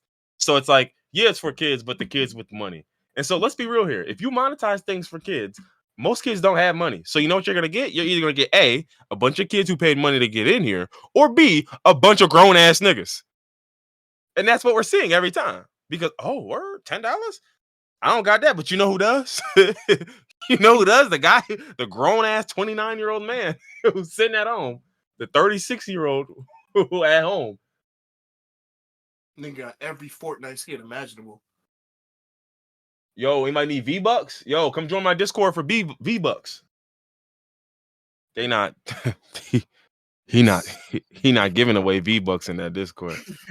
Not at all. Not at all. I think Discord should have had this feature ages ago. Yeah, I mean, especially with the how amount of big Discord is. On Discord specifically, like out of all the applications. Mm-hmm. That's the new one. Predators use Discord. Well, think about it, because truth be told, it's like you get on a website where you run your own server. So for a lot of people, the way they see it is like, I can always just delete messages. I can control the server. So it's like, again, it's very useful for niggas who want to skirt the rules. Almost built around it for them, huh? Chill. I feel like they should have had this. I feel like they should have had this before they did like the integration, like the PlayStation joint. Oh yeah, you know that's opening up whole new worlds. Or yeah, right, yeah. Around, but, like yeah. I should have been did that, to be honest with you, but it should have definitely happened before that. Let's see. What else we have? Research suggesting that women were hunters. This was pretty straightforward. That basically saying that the man hunter and men only being hunters and women being gatherers was pretty cap. Determined. Yeah, so basically, according to a research done by the University of Delaware anthropology professor Sarah Lacey, I'm just gonna go out on a limb and say you're white. No disrespect, I just, we believe in shit niggas in Delaware came up with now. we rocking with niggas in Delaware. I'm saying if we rocking with Delawareans, then we rocking with Delawareans. But I mean, it's shit weird to me. Called? Yeah. What else would they call them? Good point. Is this that lady? Hold on. Is this the lady? If this is her, you look like you do this for a living. Come on now. Tell me this lady don't do shit like this for a living. Look at her. Oh yeah, she definitely determined to win for hunting. You absolutely, nigga, you are driven by dedication. No, that shit not true, yo. No, hold on. No. So Lacey and her colleague Kara Okabik? What is your name, lady? Anyway, but her and her colleague examined the division of labor according to sex during the Paleolithic era. So through a review, I don't know how they did this, but through a review of current archaeological evidence and literature, they found little evidence to support the idea that roles were assigned specifically to each sex. So they also looked at female physiology and found that women were not only physically capable of being hunters, but that there's little evidence to support that they were not in fact hunting. So let's keep going. So basically, they found examples of equality for both sexes in tools, diet, art, burials, and anatomy. So basically, they're saying people found things in the past and they automatically gendered them through the lens that we see today, and didn't acknowledge the fact that everyone we found in the past has some of these markers, whether in their bones or in stone tools that are being placed in their burials. So basically, what they were saying is they were burying men with their tools and but then they found women buried with tools. So they're like, so what we saying? Now, obviously, in certain aspects, right, they questioned anatomical and physiological differences. And basically, they found out, of course, when it comes to hunting, men are going to have some obvious advantages, right? In power, speed, and sprinting and throwing and shit like that. But then women will have endurance-based advantages, which you need both. Like, not only do I need a guy who can battle the lion, but I also need someone who can, guess what? Chase the damn lion down. Or somebody who can keep an eye on the lion for miles. Yeah. So basically, they're talking about estrogen, and that because it's more prominent in women, right? It increases fat metabolism, which gives muscles a longer lasting energy source and regulates muscle breakdown, preventing muscles from wearing down. So, scientists have traced estrogen receptors back to 600 million years ago, basically meaning that the things that we know now are also the things that we knew back then.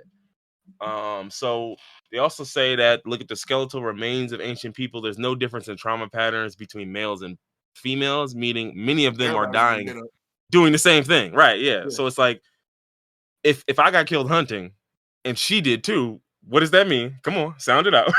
Sound it out.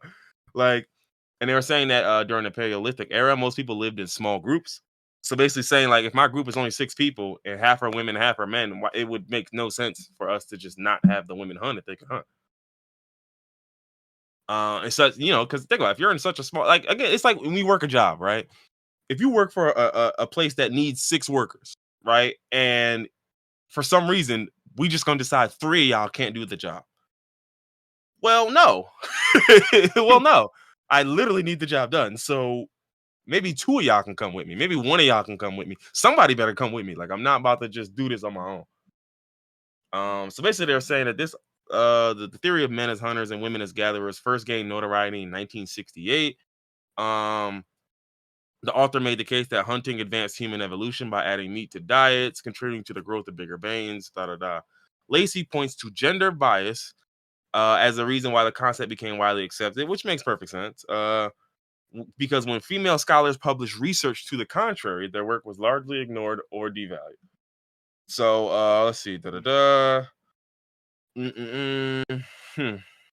still reading. Yeah, so she said for 3 million years, males and females both participated in subsistence gathering for their communities, and dependence on meat and hunting was driven by both sexes. Huh. Look at that. Which, I mean, granted, this isn't that surprising because, like, obviously, like, not every woman I would take hunting, right? Like, but it's nigga, there's no world in which you're telling me you in a group of niggas and one of the women is a little bigger than usual. Yeah, baby, get your ass on out here. Come hunt with us. Like, fuck you. You 6'4", bitch. You better get in the post. Like, what are you talking about? Like, I'm not about to have her hooping. Nah, you're crazy. I mean, it only only makes sense because this whole gender bias that we have nowadays, them niggas was grunting back then. Obviously, bro. Our society could crumble based on stupid shit like this. Why would I do this? Nigga, Why would I we need like? the whole tribe to take down this Yes, woolly mammoth, yo. we need our Get whole out tribe. there with a Yeah. spear. So look, even if we the niggas right on top of them, we need y'all holding the ropes or something in the back. Like it ain't like y'all just get to watch. Ooh, Grug strong. Khaalid fight. Like no, nigga, no, you better get your ass in here, nigga.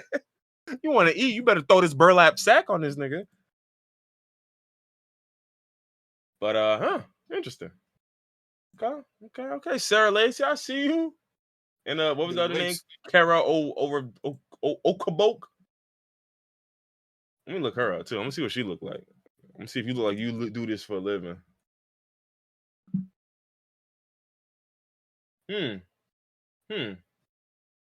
Oh, is this? Oh yeah. Yeah. Okay.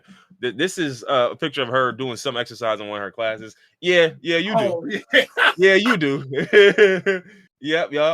I don't doubt for a second that this is what you get into. Tatted loose with the butch haircut. Yeah. So this how they getting down in Delaware. Okay.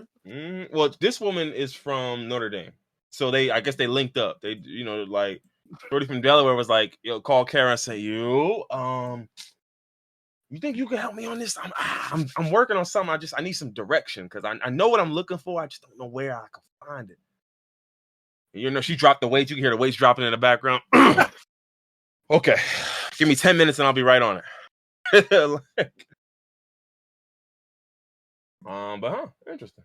All right. So with that being said, I guess since we're on the topic of women being hunters, we might as well talk about the Bechdel test, right? Look at that. Nice little transition. Give it a 7 out of 10. It was okay. You gonna tell me why you put Bechdel test on here, or are you just gonna keep me guessing? I thought you would have looked it up, did some research. I know what the Bechdel test is. I just don't know why you put it on there. Just because I just heard about this and I thought it was interesting. And the fact that this even needed to be, well, not needed to be, but the fact that this is even a thing is kind of sad for media. So, for anyone that doesn't know, the Bechdel test is a measure of representation of women in film. Basically, you have two female characters. They have to be named characters, and the test is to see if they have a conversation that doesn't involve the male protagonist of the story. So basically, if your female characters are written properly, or if they're just a plot device for the man in the story. Centered around the man. Yeah. This is I was okay. So I didn't know that you hadn't heard it because when you put it on here, I thought there was like that was why I was confused because typically you would see like an example. So like that's why I was like just the Bechdel test. I was like, I mean, what do you want me to do with it? Like, but no. Like this is I can't think of any examples right now, but this is definitely something that you Scott see. Pilgrim. Well, Scott Pilgrim, yeah. Which that again, I think it fails like most of the shit. I would assume, yeah. Which is kind of understandable, only because it's called Scott Pilgrim versus the World. True. Like the whole film is centered around Scott Pilgrim. Like even the men are centered around Scott Pilgrim. Like everyone's centered around Scott Pilgrim. True, which is why this test isn't like it's not a film scoring type of test. It's just fun isn't the right word because it shows the place informative, perhaps. But it's just a fun little test you can do to see if a movie has decently written female characters. Like I saw one example. There can be a good movie and still not have women pass the Bechdel test in the movie. Like if you think about the Ocean's movies, it's like 90% niggas in the movies. So to go out of your way to try and pass the Bechdel test for this type of movie, it just wouldn't make any sense. Yeah, right. Yeah. And I just thought it was interesting that this test is actually a thing and how many movies actually fail this test. Yeah, no, I'm looking at a list now of movies that surprisingly fail the Bechdel test. I see Oppenheimer. I mean, which yeah. But see, a lot of these, like again, when the movie's called Oppenheimer, I would sort of expect it to go that way. But what else? They got Nope on here. That's interesting.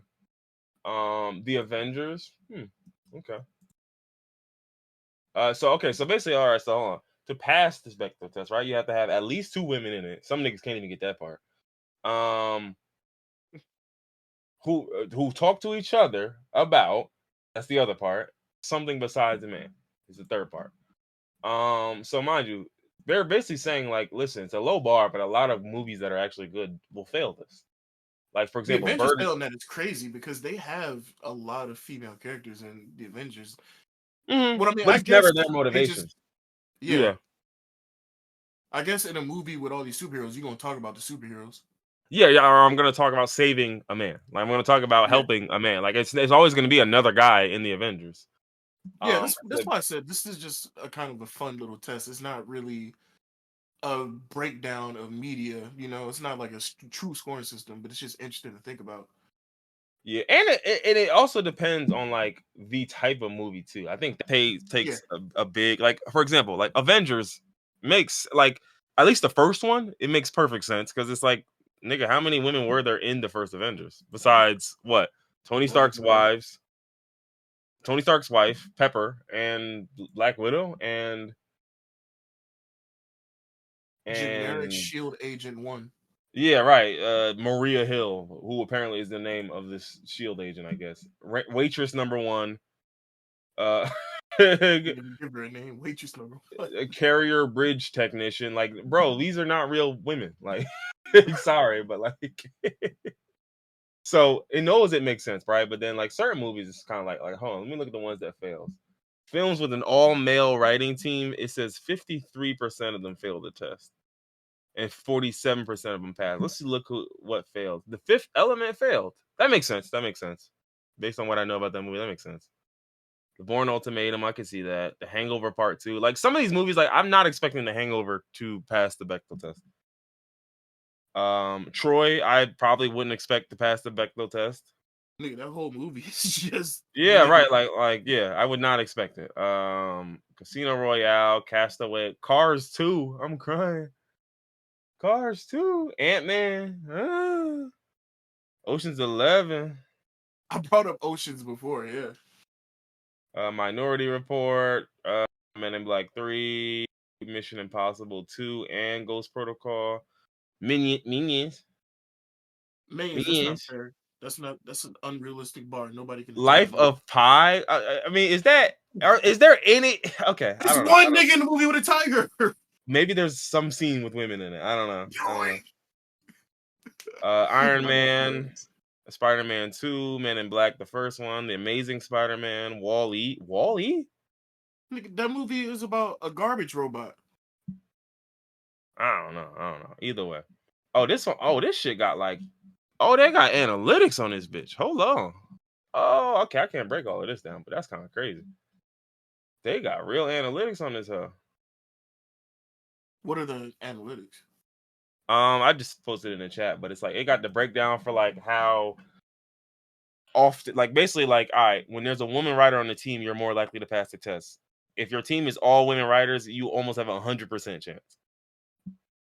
Yeah. If you have at least one woman, then your rates are way better. But then if you have at least one woman writer, because if you have at least one woman producer, it lowers the rate, but at a much lower rate.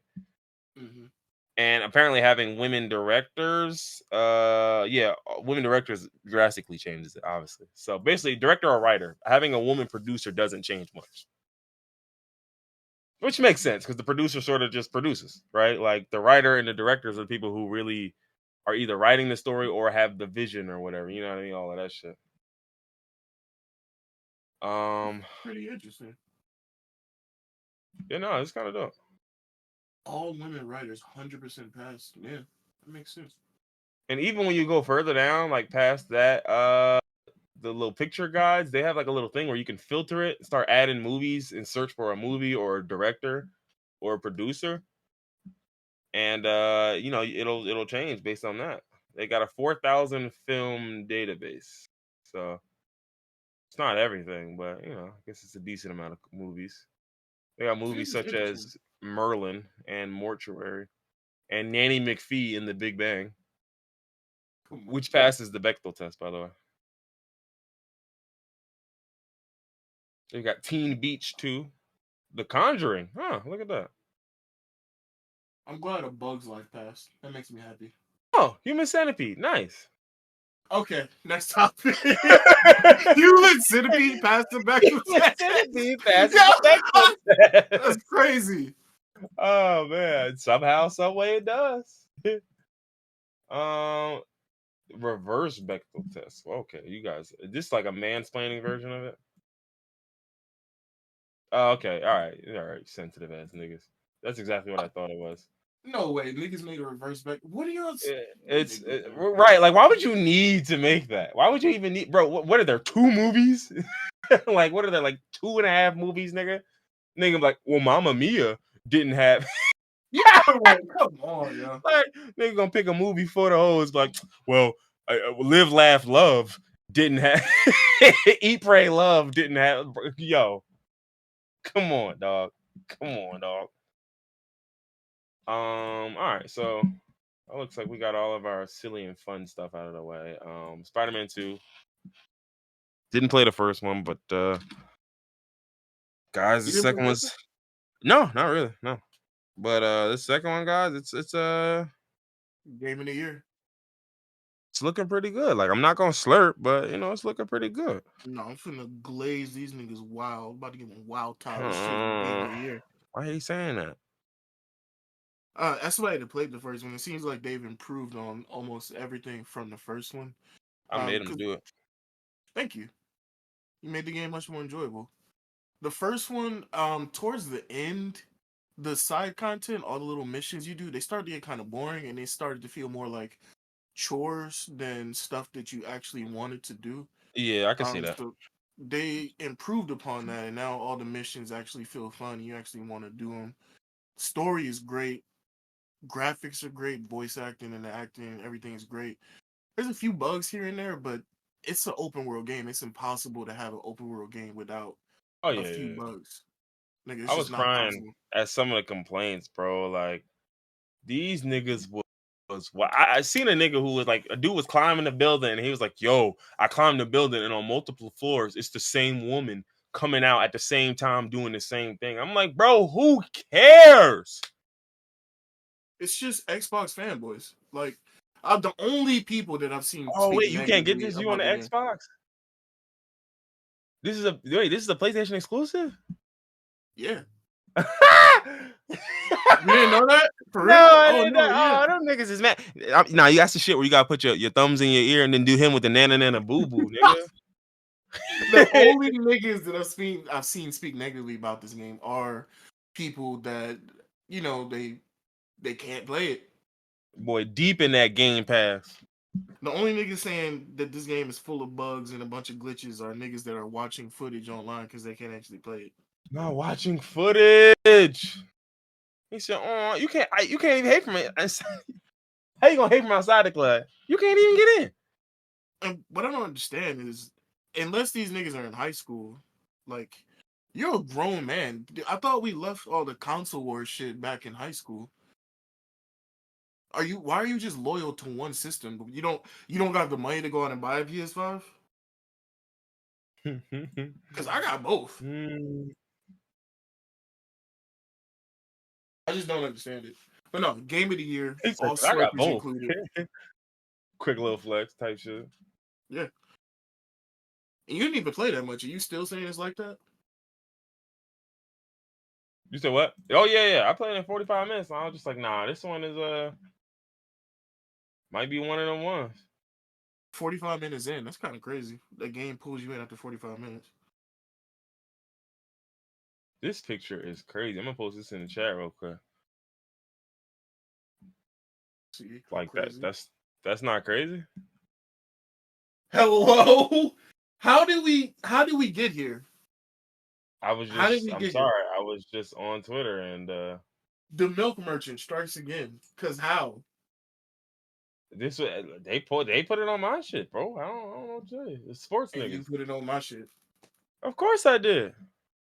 You act like you don't see what I see, boy. I do see it. Yeah. Y'all want to talk about milk? We can talk about milk. And I ain't even talking about the other milk. What is y'all talking about? Anyway. What else? What we got? What we got? What we got? What we got? Again, well, I put it up there because we about to talk about that other the milk derogatory something. I need to find a derogatory M word. Yes, Spider-Man 2 is definitely worth it. Yes. Okay, so let's see. All right, so the final topic of the day. Since y'all loved it the last time we did it, y'all just couldn't get enough, man. We back at it again to really talk about this Semite shit again. So one thing I will say is that I did learn over the weekend that the definition of Semite includes Arabs. So it's really funny that when they call Arabic niggas anti-Semitic for just saying things, it's like, nigga, if it's about my shit, it's Semitic. Like that's literally how it works. Like it includes I me, watched nigga. somebody break down the definition of Semitism and anti-Semitism. A lot of people, Yeah. it seems to get lost in translation a lot of times. Oh, I wonder why. I wonder who that benefits. But speaking of lost in translation and benefits and just terrible white people, we have Sarah Silverman, right? For those who don't know, Sarah Silverman is a once funny but always an asshole white woman who previously got cooked for doing blackface and knowing better and still just deciding, Saying is the it that N-word bad? numerous times. Yeah, the N-word. I mean, just edgy shit. Like imagine Louis C.K. but less funny, slightly more attractive, but even more of a shitbag. So we have that, and then Sarah Silverman decides, for some reason, we needed to know her opinions about this, right? So she begins to speak here, right? And she made this post, to be honest. Well, I know why she made this post, and I can't say the reasons out loud because But she made a post, and niggas was on her ass about this post. And to make a long story short, let me get to the post. Got Come the post pulled on, up. you do, please. Can you Yeah. either post So it or read it? she posted her You don't have to story. read all of it, but you can just get to the gist of it. The gist is Israel doesn't need to provide water or food to the citizens of Gaza. Basically, she said Yeah. they don't need to supply them with these universal human rights. They're under no obligation to do so. Mm-hmm. If Hamas didn't spend, first off, this is insane. Yeah. This part was This insane. is This insane. part was insane. If Hamas didn't spend billions of dollars on terrorism, they would be able to build infrastructure to support themselves. Now, there's like 78 different things wrong with this statement. Mm-hmm. Yes, there's quite a bit. Like, I could spend 10 hours breaking down what she just said. First off, Hamas spending billions. It's fucking insane. Them Hamas niggas don't have having money. billions is even funnier. Exactly. Gaza is an open air prison. They're literally surrounded by Israel. They're closed off from the rest of the world. They don't have any money. The only resources that go into their city is from Israel if they allow it. So for her to say philanthropic shit. Yeah. So for her to say that Israel doesn't need to supply Gaza when they basically got the niggas in jail. Imagine you were in jail here in America and the niggas in the prison are just like no food, water, or electricity. Yeah, or it's like We're under no like obligation again, to do it. like let's take DC. DC is a perfect place because it's surrounded by a bunch of shit. Yeah. Like let's say you in DC and niggas is like, all right, we own Virginia, we own Maryland, and we own what else is in the borders with y'all? Delaware maybe? No. I don't know. I think it's just Maryland and Virginia, right? Yeah, DMV.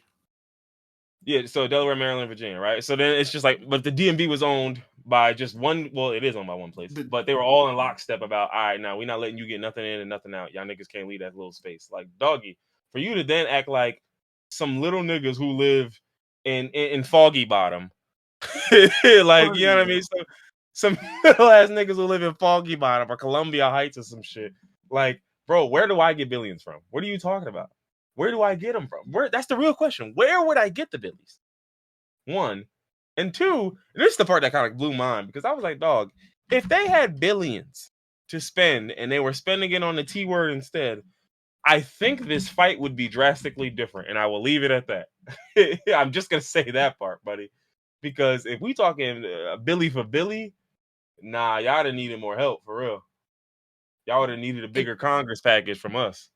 That's what's really crazy about this. Well, I mean, there's a lot crazy about this situation, but the fact that whenever Israel destroys a church or a hospital or some other place, they try to blame Hamas. Hamas doesn't have a fraction of the military power that Israel has. Mm-hmm. They don't. These niggas, they don't have it. Like, think about the Taliban versus the U.S. Imagine if the Taliban had even less equipment, even less weapons. Mm-hmm. It's like it's literally like David versus Goliath. These niggas have slingshots. Mm-hmm. They don't have a rocket capable of blowing up a hospital. They got garage rockets, bro. They got fireworks that somebody cooked up somewhere. Literally. That's somebody cooked up somewhere. Literally in a lab, they made it. All the explosives they made. So, like, to say, thank you, Reef. I was gonna say that, but I didn't want to derail his argument. No, I know DMV was DC, Maryland, Virginia. I just didn't know. It's DC, Maryland, Virginia. Oh, y'all don't count Delaware. Yeah. I'm sorry. I don't know where the Delaware came from. Delaware, D. Mm-hmm. But what's really driving me crazy about all these celebrities and even just people on the news, like, it's almost like they don't think of the people in Palestine as people. Literally, like, they're worth nothing. We don't. It's not an almost as if. That's bar for bar what many Israeli government officials have said themselves. So, like, that's the part where it's just like, we're not even saying the quiet part out loud. We're saying the loud part as loud as possible at this point.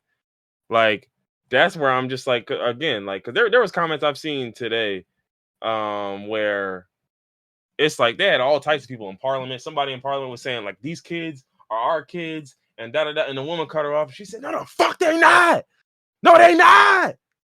Yo, like, literally, like, on some hot shit. Like, bro, no, that, like, furious. Like, nigga, no, them kids ain't the same as my kids, nigga. So that was nasty. How we got here? How do we just have this? Just don't care that these. Well, I mean, like you said, they don't see them as people. It's like, yeah, and they've spent. It's okay to do this if you don't see them as people. And one, and then two, think about it. You have to understand, religion plays a part in here, and I'm not talking about real religion. I'm talking about using religion as a disguise, right? Yeah. So when you have, what's the word? When you've given into this extremist version of religion, right? We see this in everywhere. Like, we see this with every group. We saw this with ISIS and Taliban and some of those niggas, right? Where they've given into the most extreme version of their quote unquote religion. Where at this point, nigga, you don't even serve the shit you say you serve no more. You are not Muslim. You are not Muslim. Like, you are not. Like, you're saying that you are. But, like, think about it. This is the same thing like when the Nazi party said, guess what? Oh, what was the official name of their party? Something Socialist Workers Party. Brother, What was socialist about them? Not a damn thing. I just said that because that sounded good and that was the original founding philosophy. But then we bastardized that philosophy a long time ago. So it's the same thing with with the Zionism, where it's like, it might have started as Judaism, where they said, nah, y'all other niggas not strict enough. And then they took it, freaked it, flipped it and reversed it. And then finally ended on, you know what? We deserve to have our own land as guaranteed to us. And I think we should be able to commit any and every atrocity to get it. Because, again, it wasn't about the religion in the first place. It was about a justification for the atrocities. So that's my whole thing. Like, when I say, like, the country itself, it's a theocratic country. Like, there's a very strong, like, if you're not a Zionist there, then you're going to have a tough time. So it's like, with a theocratic country, this doesn't shock me. Because, again, we see this all the time, but we just are used to seeing it when it's a Muslim, right? We're just used to seeing it when it's a bunch of sick ass Christians. But no, this is exactly what it looks like when it's Jewish people. Like, that's all this is. So, like, the same way we looked at the Westboro Baptist Church, right? The same way we looked at, like, all these people who do this fire and brimstone, you gays are going to hell. And it's just like, brother, you're cheating on your wife as we speak. As we speak. There is a man in your church who's doing something to them kids as we speak. and you know about it, and you got the nerve to talk about what they doing over here. So it's like, to me, they're just on a bag where they just like, look, dog, we fully went into it. But the problem is, people fail to realize is with this sort of stuff, there is no logical stopping point.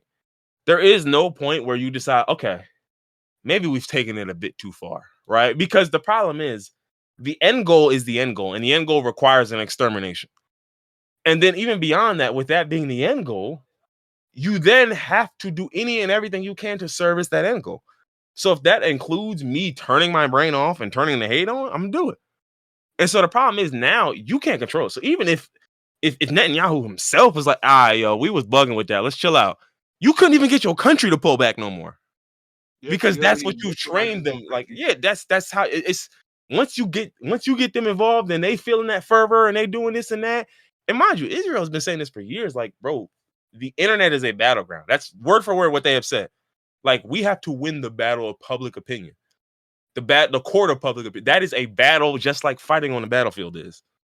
Like, so they've treated it that way, which is why you see when somebody I don't like says something, I will utilize any and every tactic to silence you. It don't have to be accurate. It don't have to be true. It don't have to, like, my tactics might even hurt myself. But as long as it stops you, I'm willing to do it. And so that's what you'll see. So think about it. You get all these things where that's anti-Semitic. That's why? Because it's just meant to silence. It's not meant to actually condemn or like, there's no weight behind it. The whole point of it is just as long as we keep repeating it. It's like, think about it. It's like when we would call white folks racist and they just had to fight against the racist allegations. Like, you know what I was like, there was nothing you could do because, well, you're racist. So, and it's just like that was the retort every time. Every time you had something to say, look at this racist. Ain't you the racist? Yo, ain't that you? Hold on. I just want to check. Yup, here you go. Here go the racist nigga. I don't know why is he talking. So it's like niggas will do the same thing with it. Now, mind you, we were saying it because y'all niggas was racist. But they're saying it because it's a battle of public opinion we have to win by any means necessary. If that means I gotta lie, so the fuck what? So the fuck what? Easy. Let's get it. And so that's why you see all like perfect example, right? Have you seen any of the tweets from the Israel Twitter account and how they're tweeting like a fucking stan? Yeah. Like, why are you tweeting like a Nicki Minaj stan? Why is that happening? Like, why? Like, understand the internet, bro. Like, I'm real soon. I'm finna see POV. You're in the IDF, or I'm finna see that super soon. Like at some point. Like, nigga, I'm finna. Did you see the video of the girl in Israel that did what was it a get ready for a day in my life war edition where she was just going about her daily life like and she was talking about getting gluten-free cookies for the soldiers in the IDF. I've seen those. I've seen videos of literal Israelis putting on makeup to mock Palestinians. I've seen, I've seen that one. Like she was like putting makeup like to make it look like she had like, her face was dusty and there was blood and I was like, yo, you are going to the deepest depth of hell, and I personally can't wait until you get there. I cannot say what I want to say. No, listen. I know you can't. I know you can't. Deplatformed. Yeah, I know you. Listen, I was telling people, and I said this to my girl, and I was like, listen, I was the main guy on y'all team for a little while. I ain't gonna hold y'all because I felt like niggas was violating. They was being anti-Semitic. There was a lot of people who were being anti-Semitic. At this point, man, best of luck. Good luck. Because at this point, fuck winning them over. I'm finna be quiet on that shit now. I'm finna be quiet on it. Like, and this also reminds me though. There was a woman I knew from Tumblr who and you'll probably know her. I'll tell you the name when we finish. But it was a minute ago when Kyrie was doing his silly shit. Again, which is one of the times where I was like, I mean, listen, dog, I hear what y'all saying, this and that. This is the definition of anti-Semitic, though, no? Like, this is literally like this is the definition of it. And so I remember at the time she was basically just like caping for Kyrie, and I didn't get it, so I was just like, "Girl, get the fuck out of my face." And then I recently seen her on Twitter, basically going hard. Obviously, you know what side she was on. She clearly wasn't on that side. And then I was just like, "Oh wait, oh." I was like, "Oh." Oh, okay. I understand now.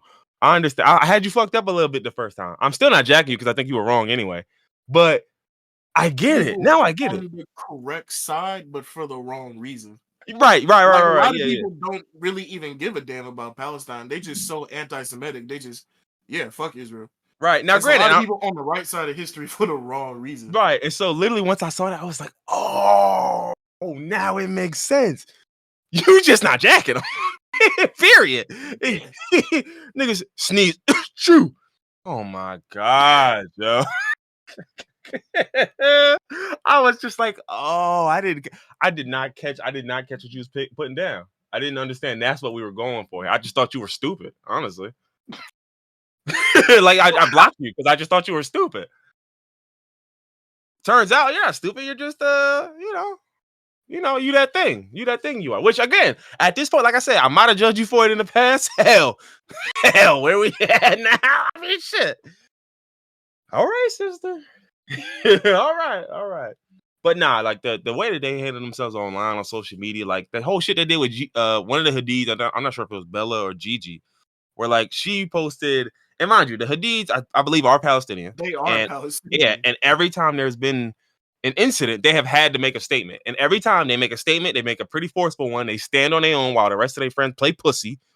And they pretty much get their back kicked in. So I looked like this time they was just like, look, dog, I made 4 or 5 statements on this already. At this point, I'm finna play a both sides statement because I'm tired. I'm tired of it. I'm really just sick of it, to be perfectly frank. So they make a both sides statement and you still on dick. And then Israel literally like quote, or I think it was on Instagram, mind you. Like, bro, y'all making official statements on Instagram. Grow up. Yo, like, and these niggas like basically took her shit and was like, okay, the next few pages are for you. And then of course it was just off the same fear-mongering bullshit they always do. Show me pictures of blood on the ground, tell me something, is this what you're responsible for? Is this what you want to be known for? And da-da-da. And I was like, you know what's crazy? Every time Palestinian folks is talking, they on the ground with the rubble in the background, with all like we can see exactly what they saying happen. It's funny to me. It's funny to me though. How all these accusations y'all make, nobody has to prove nothing. Not once have I seen y'all prove anything. Y'all said, what y'all say? Y'all said, let's just go through the lies.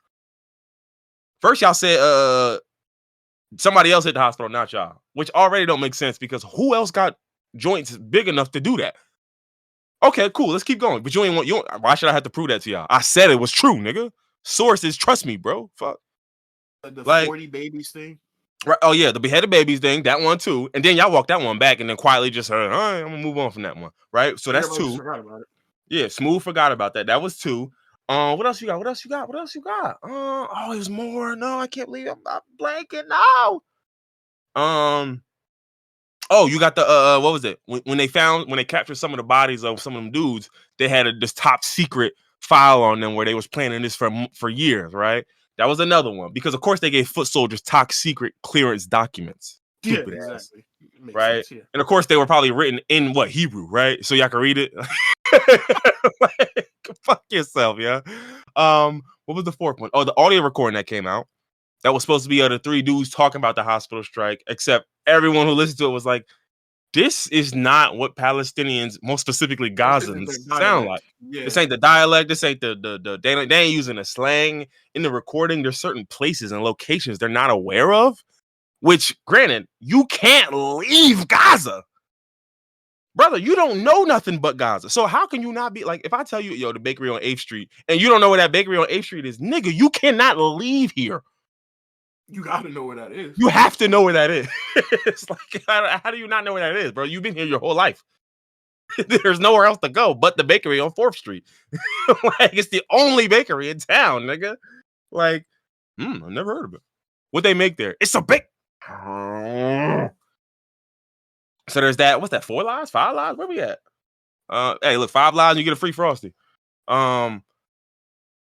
So it was those 4, 5, 5. It's probably more, and it's probably more. It's probably another one right now.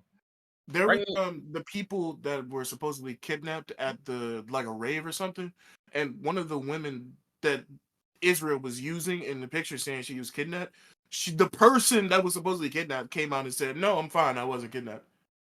Okay, so boom, add that one to the list. There was another one. Oh, it was like this morning I saw it. Oh, here we go. Israel says it found Hamas files with instructions for making cyanide-based weapon. Right in the same article, the authenticity of the Hamas file could not be independently confirmed by Axios, but Israeli officials have previously said they wouldn't share information with allies if they didn't think it was authentic and reliable. And the Israeli Foreign Ministry declined to comment. That's 6. Y'all haven't proved nothing. Yeah, prove it. First off, Hamas had billions. You got to prove that one too. Let me know, because my thing is, here's the thing. If you know so much about their operations, what they trying to make, how much money they had, their movements and all that, how they still get through? How they attack you in the first place? We already went over this last pod. Like, that was cap. Like, we know how they attack you in the first place. You let them in. But, like, again, somebody has to give me an answer that adds up. Because I've done all the math. I know there isn't. That's the point. Like, I'm going to keep asking y'all for one. What else was they showing? They were showing what was it? Oh, they had pictures of Hamas leaders. And when you looked at them, it looked like AI. And it turns out, well, no, it's not AI. They just enhanced the hell out of these pictures. And on top of that, these pictures are from 2014. So they're just taking old pictures of these guys on planes and making it seem like, look at them living lavish with the money. Brother, how could the Hamas leaders be on a private jet right now? Where do they take off from? What are you talking about? Bro? I just saw a stat that said there were 6,000 missiles launched in Gaza in one day. Where is a PJ taking off from? Do they even have an airfield that's not rubble right now? Bro, do they have a dirt field big enough for a PJ? Like, do they have anything big enough for a PJ? Where do they get a jet from? Bro, where are they parking the PJ? Where are they hiding it? Huh? How y'all ain't hit the PJ in the bombings? Like, please make something add up for me. Like, do they have the Wonder Woman invisibility shit where, like, you just pop off the PJ and then you just click the button and the shit gone? Somebody got to tell me something, bro. None of this is adding up, yo. And I know it's not going to add up because you're lying, but it's just amazing to me how so many people are just like, I'm just like supposed to just believe these lies because if I don't, I'm anti-Semitic. That's not working no more. That's not going to work no more, brody. I promise you, I'm here to tell you right now, if that's what y'all playing, then I'm finna stand in it. And you still got to stand in yours because I'm still going to cook you. Like, well, nah, because that, okay, I'll be whatever you say I am. Do you have proof of any of your claims? Because I got proof of mine. I can prove what y'all doing to the Palestinians. I can prove what y'all have done and continue to do to the Gazans and people in the West Bank. But what can you prove? Can you prove something to me? Prove anything to me. Not just something. Prove anything to me. Any one thing. Any one singular thing that you have ever claimed that has happened to you. Can't prove none of it.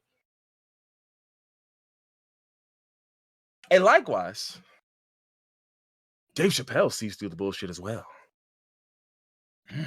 Now, this isn't too surprising because I think he's... I was about to say, it's not surprising because I think the he nigga's just homophobic, transphobic. But, that's where you're going with that? Yeah, I think he one of them for real. Like, which, again, wouldn't be shocking to me. I was going a different direction. I was going to say that I would think Dave is the type of person to, stand up for... Because, like, he's always, like, even back in the day before the Chappelle show, he was always, like, the woke black person that was into, black empowerment and stuff like that. So I would expect him to be with the Palestinians. Mm-hmm. It's just, the nigga, how you on both the right and the wrong side of history with different topics? Like, the nigga openly transphobic, so he's wrong there, but of course you sided with the Palestinians. So, but see, this one, I'm thinking about how it played out, right? So it started when Dave said students who express support for Palestine should not be denied job offers. That's what he started with, right? So to me, this sounds like a classic case of I don't believe in cancel culture. Sounds consistent with what he's been going on, right? Now, according to the Wall Street Journal, a heckler at the show then loudly told him to shut up. And you know what happened right then. Oh, yeah. Right then and there. Oh, you don't like that. Oh, wait. That bothered you, huh? Now, I want to know is for the heckler, what did you think was going to happen when you told a comedian to shut up about it? Specifically, Dave. Did you think he was just going to shut up? You thought that was going to be the end of the conversation? Right. So then after this, he condemns the Hamas attack, obviously. And then he then accused Israel of killing innocent civilians and committing war crimes. He also said that the U.S. was guilty of aiding the slaughter of innocent civilians. Now, of True. course, a lot of people wasn't jacking that. And honestly, I ain't gonna hold you. Like, this was as it was funny, but somebody said a spokesperson for Dave Chappelle told the Wall Street Journal that he denies being in Boston for the show in question, which was widely advertised and displays no indications that it was canceled. This is really funny. Wait, what? They're saying that he His wasn't publicist there pretty much said speaking he live? wasn't even there. That Wait. wasn't even Dave. What are you talking about? Oh, so we bring back the clone theories. Right, the Clone Wars. That wasn't even Dave. What are you talking about? That wasn't even. What are you fucking talking? I wasn't even there. What are you talking about? How did the publicist think that was a plausible? He was on video. He just fucking around. It sound like. Because like what? He wasn't there. Yeah, mind you, mad people are just like, bro, I was in the crowd and left. Like niggas walked out. Like we were there. But of course they said a whole bunch of Jewish folks left. Some people screamed free Palestine. It was a very mixed crowd, you know. Mm. And so the craziest part is, mind you, Madonna, right? Not gonna support Madonna or defend Madonna here, but Madonna had a Celebration World Tour, right? Which is that a world tour or your girl tour? But so she's reportedly had to beef up security after. Now you just guess. What do you think she said? What do you think she said that made her beef up security? Free Palestine? I'll give you one more guess. She condemned Hamas? She called for peace. What? She said what's happening right now between Israel and Palestine obviously is heartbreaking, and nobody wants to see what's happening. I'm seeing children being thrown off motorcycles, unalived, people at raves, what the hell is going on in the world? We need some peace. We need some These comments were enough to inspire a, quote, fierce social media backlash that accused her of being pro-Israel and cited her aughts-era interest in Jewish mysticism. A friend of the musician told the paper, oh, that's why. Okay, I'm sorry. I thought this was going the other way. Okay, I thought this was going the other way. Damn, they didn't like that. I mean, my thing with some of these celebrities is, bro, if a celebrity just say, this is really bad, it's so sad, and, you know, I just hate to see what's happening on both sides. Like, I know what you're doing, and I don't even care, bro. You're just trying to stay out of it. Now, if you want to put them on a list and say, like, hey, look, you're a coward, then go, by all means, do that. But I just, you know, I don't know. Like, I just see where some people is at, and I see some people is not, you know, niggas is pussy. They're not willing to take no stand on this because they see the backlash, and they know the particular community you going against, they know how they give it up. Mm-hmm. So that's really what it is. It's more fear than it is like, I don't rock with y'all cause. It's less that and more like, listen, I just want to do my little shows, and you know what I mean? I want to do my little shows and keep it moving, bro. I don't want to do too much. Please don't make me. What are your thoughts? Imagine Tyreek Hill. What are your thoughts on Palestine? That's what be killing me about some of these celebrities, because you know damn well some of these niggas either don't know or don't care what's going on, but you know their handlers are telling them to put out a statement, and they just put it out. Or writing them a statement for them, like, yo, put this on your Instagram. Like, and I was even some niggas that don't even control their own social media, so whoever's in charge of social media just puts stuff up for them. Yeah, I was dying because when Bron put his statement up, and people was just like, it was like that video was like Bron reading Malcolm X, and then it was him just going through the page, just memorizing the pages. Because I was just like, but again, that's another statement where you already know Bron already had that shit with the Chinese government. He said, no, was just about to nope, say, yeah, nope. He's about a bag. That nigga said, nope. Which is crazy because it's like, bro, I got a question. Why Drake ain't make a statement? Ain't you got some skin in the game, brother? I mean, shit, same with DJ Khaled, same with French Montana. Talk about it. Now, granted. Wait, are they Palestinian? Well, no, but yeah, I get what you're saying. Racially motivated? But anyway, that's not the point. It's not the point. The point is, for me, it's just like, again, I'm not like the last thing I want to hear is a Drake statement on this because I know it's gonna be bullshit.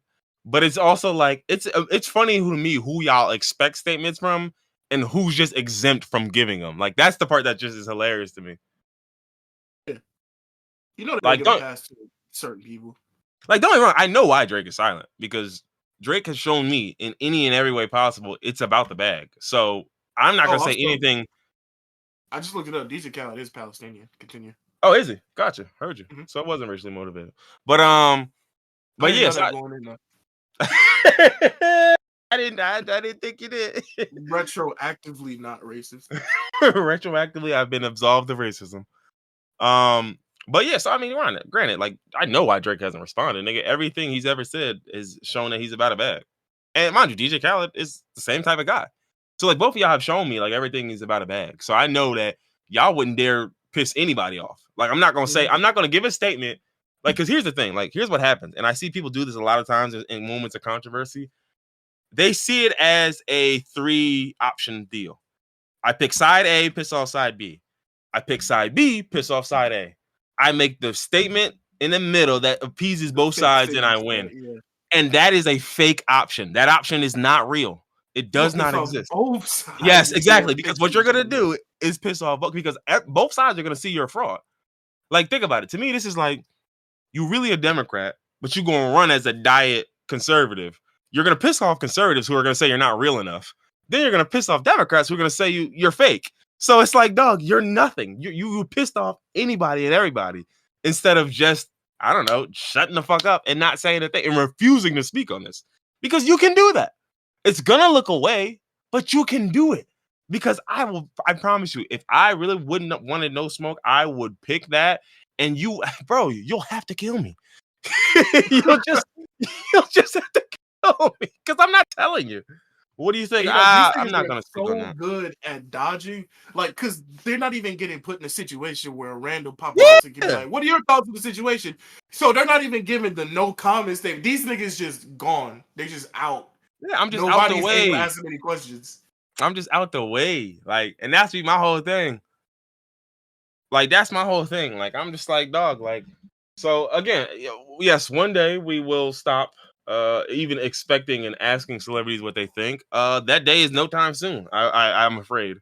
So the earth gonna explode before that, but niggas gonna always probably because I mean, there's just always that assumption that, well, you got money and fame, you must know something. Well, you gotta be smart, right? Not even smart, like you gotta be tuned in. Well, listen, I've seen it seems like the more money you get, in fact, the less tuned in you are. Yeah, we talked about this like years ago, like in one of our first few episodes. Once you get to a certain amount of money, you're just in a bubble surrounded by yes men. Yeah, like, echo chamber. Mm-hmm. We were talking about. I think we were talking about Floyd Mayweather. Remember when he was saying he didn't get down with the Black Gucci Lives shit Matter or something? Or yeah.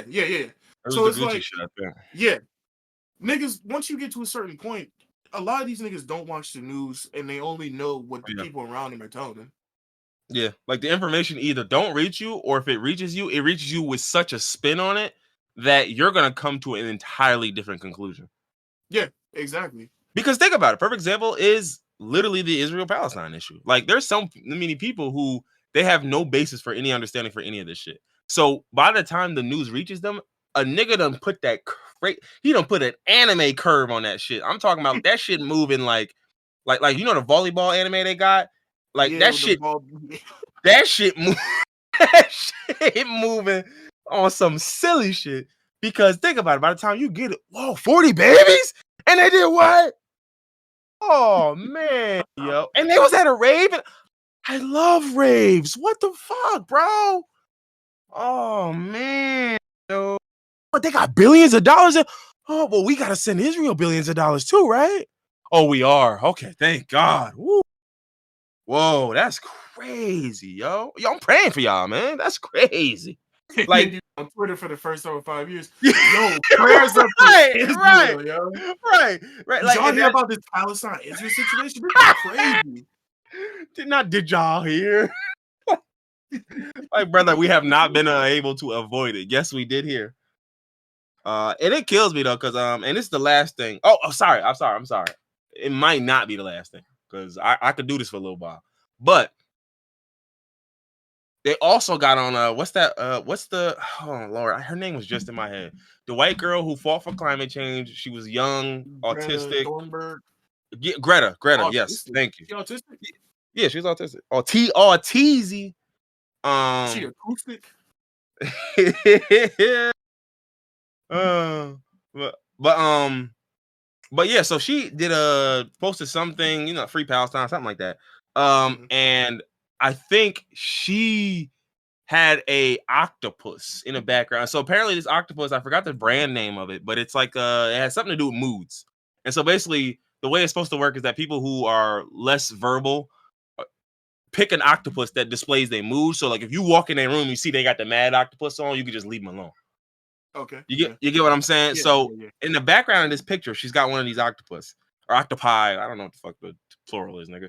But apparently the state of Israel just was like, fuck, how can we shut this bitch up? Damn, what do we do? I got one.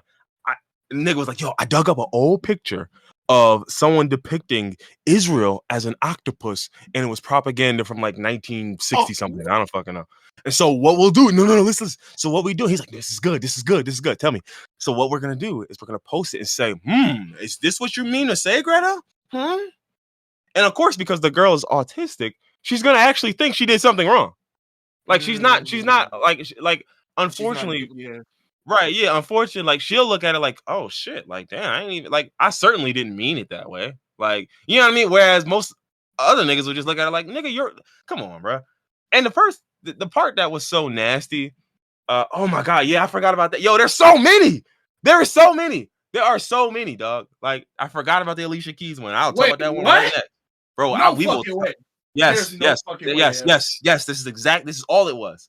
So Greta's was this octopus. Now, granted, an octopus being portrayed as evil because there's all these tentacles. Dog, how can Israel claim they have a monopoly on this? Like, see, this is why I couldn't be famous, because the nigga come to me like that. I'm gonna say, even if that's not what I was going for, I'd be like, yep, what now? Yeah, because that's the part where I was like, dog, there is World War II propaganda where Germany, every member of the Axis is the octopus. I've seen it myself. They have during slavery times, during the Civil War, they had the South depicted as the octopus. I've seen this octopus be used as a stand-in for the tentacles of imperialism or fascism or any random evil in the world that I want to throw out there. So, like, for y'all to claim that this is anti-Semitic off of one, yeah, right. The Marvel universe used it for Now, I think that's actually a bad example because Hydra was, Hydra were those, they were a stand-in. but yeah, the point is, everyone used this for just whatever generic evil I have. So, like, miss me. But then it gets worse because then they go to Alicia Keys' page. Alicia Keys had a biker jacket or a bomber jacket, and it was green and black, green, black, and red. I think the shit was hard, right? It was hard. Biker jacket, and then she was like, "Oh, something." Like, I think she said like, "I ain't been paragliding in a minute," or "It's been a minute since I like whatever." Now, apparently, Alicia Keys paraglides like a lot. Like, this isn't like a one-off thing. Like, she actually paraglides quite often. Unfortunately, have you seen the video of that paratrooper flying in during whatever was going on in Israel on the day one? So yeah, so they linked that, and then they went to her jacket. Her jacket was green, black, and red. The Palestinian flag is green, black, and red. Now, what I will say here is, first off, impressive reach.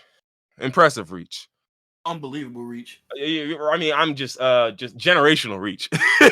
Like, but I was just kind of thrilled that, like, wow, y'all are look. Like, I didn't even know what to say about this one. Like, I was just like, bro, like, look what. Oh, look what. Did Alicia Keys have a response after they tried to do this? She had to. Of course she did. She did. She said the post I shared earlier was completely, all caps, unrelated in any way to the recent devastating loss of innocent lives. Even there, she didn't want to dip into it. Mm-hmm. Right? My heart has been breaking. That's all she said.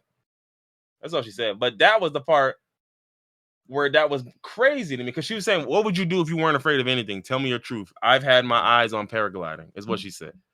Right?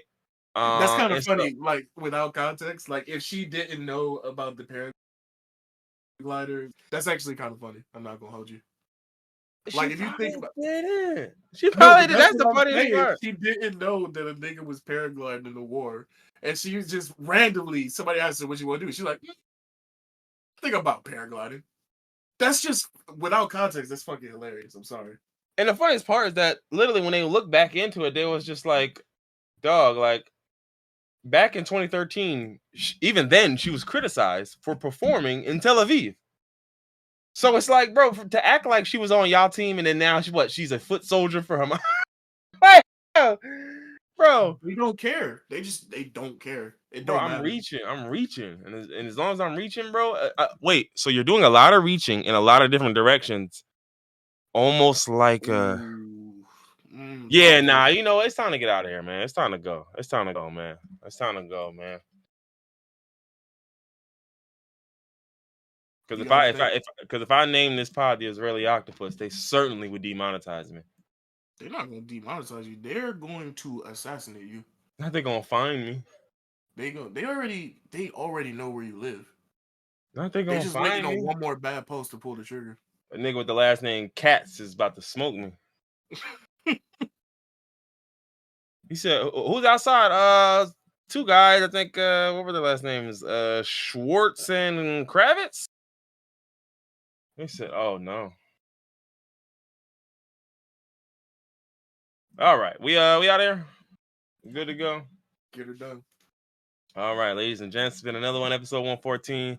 Y'all be easy. Y'all be blessed, and most importantly, don't be a Zionist.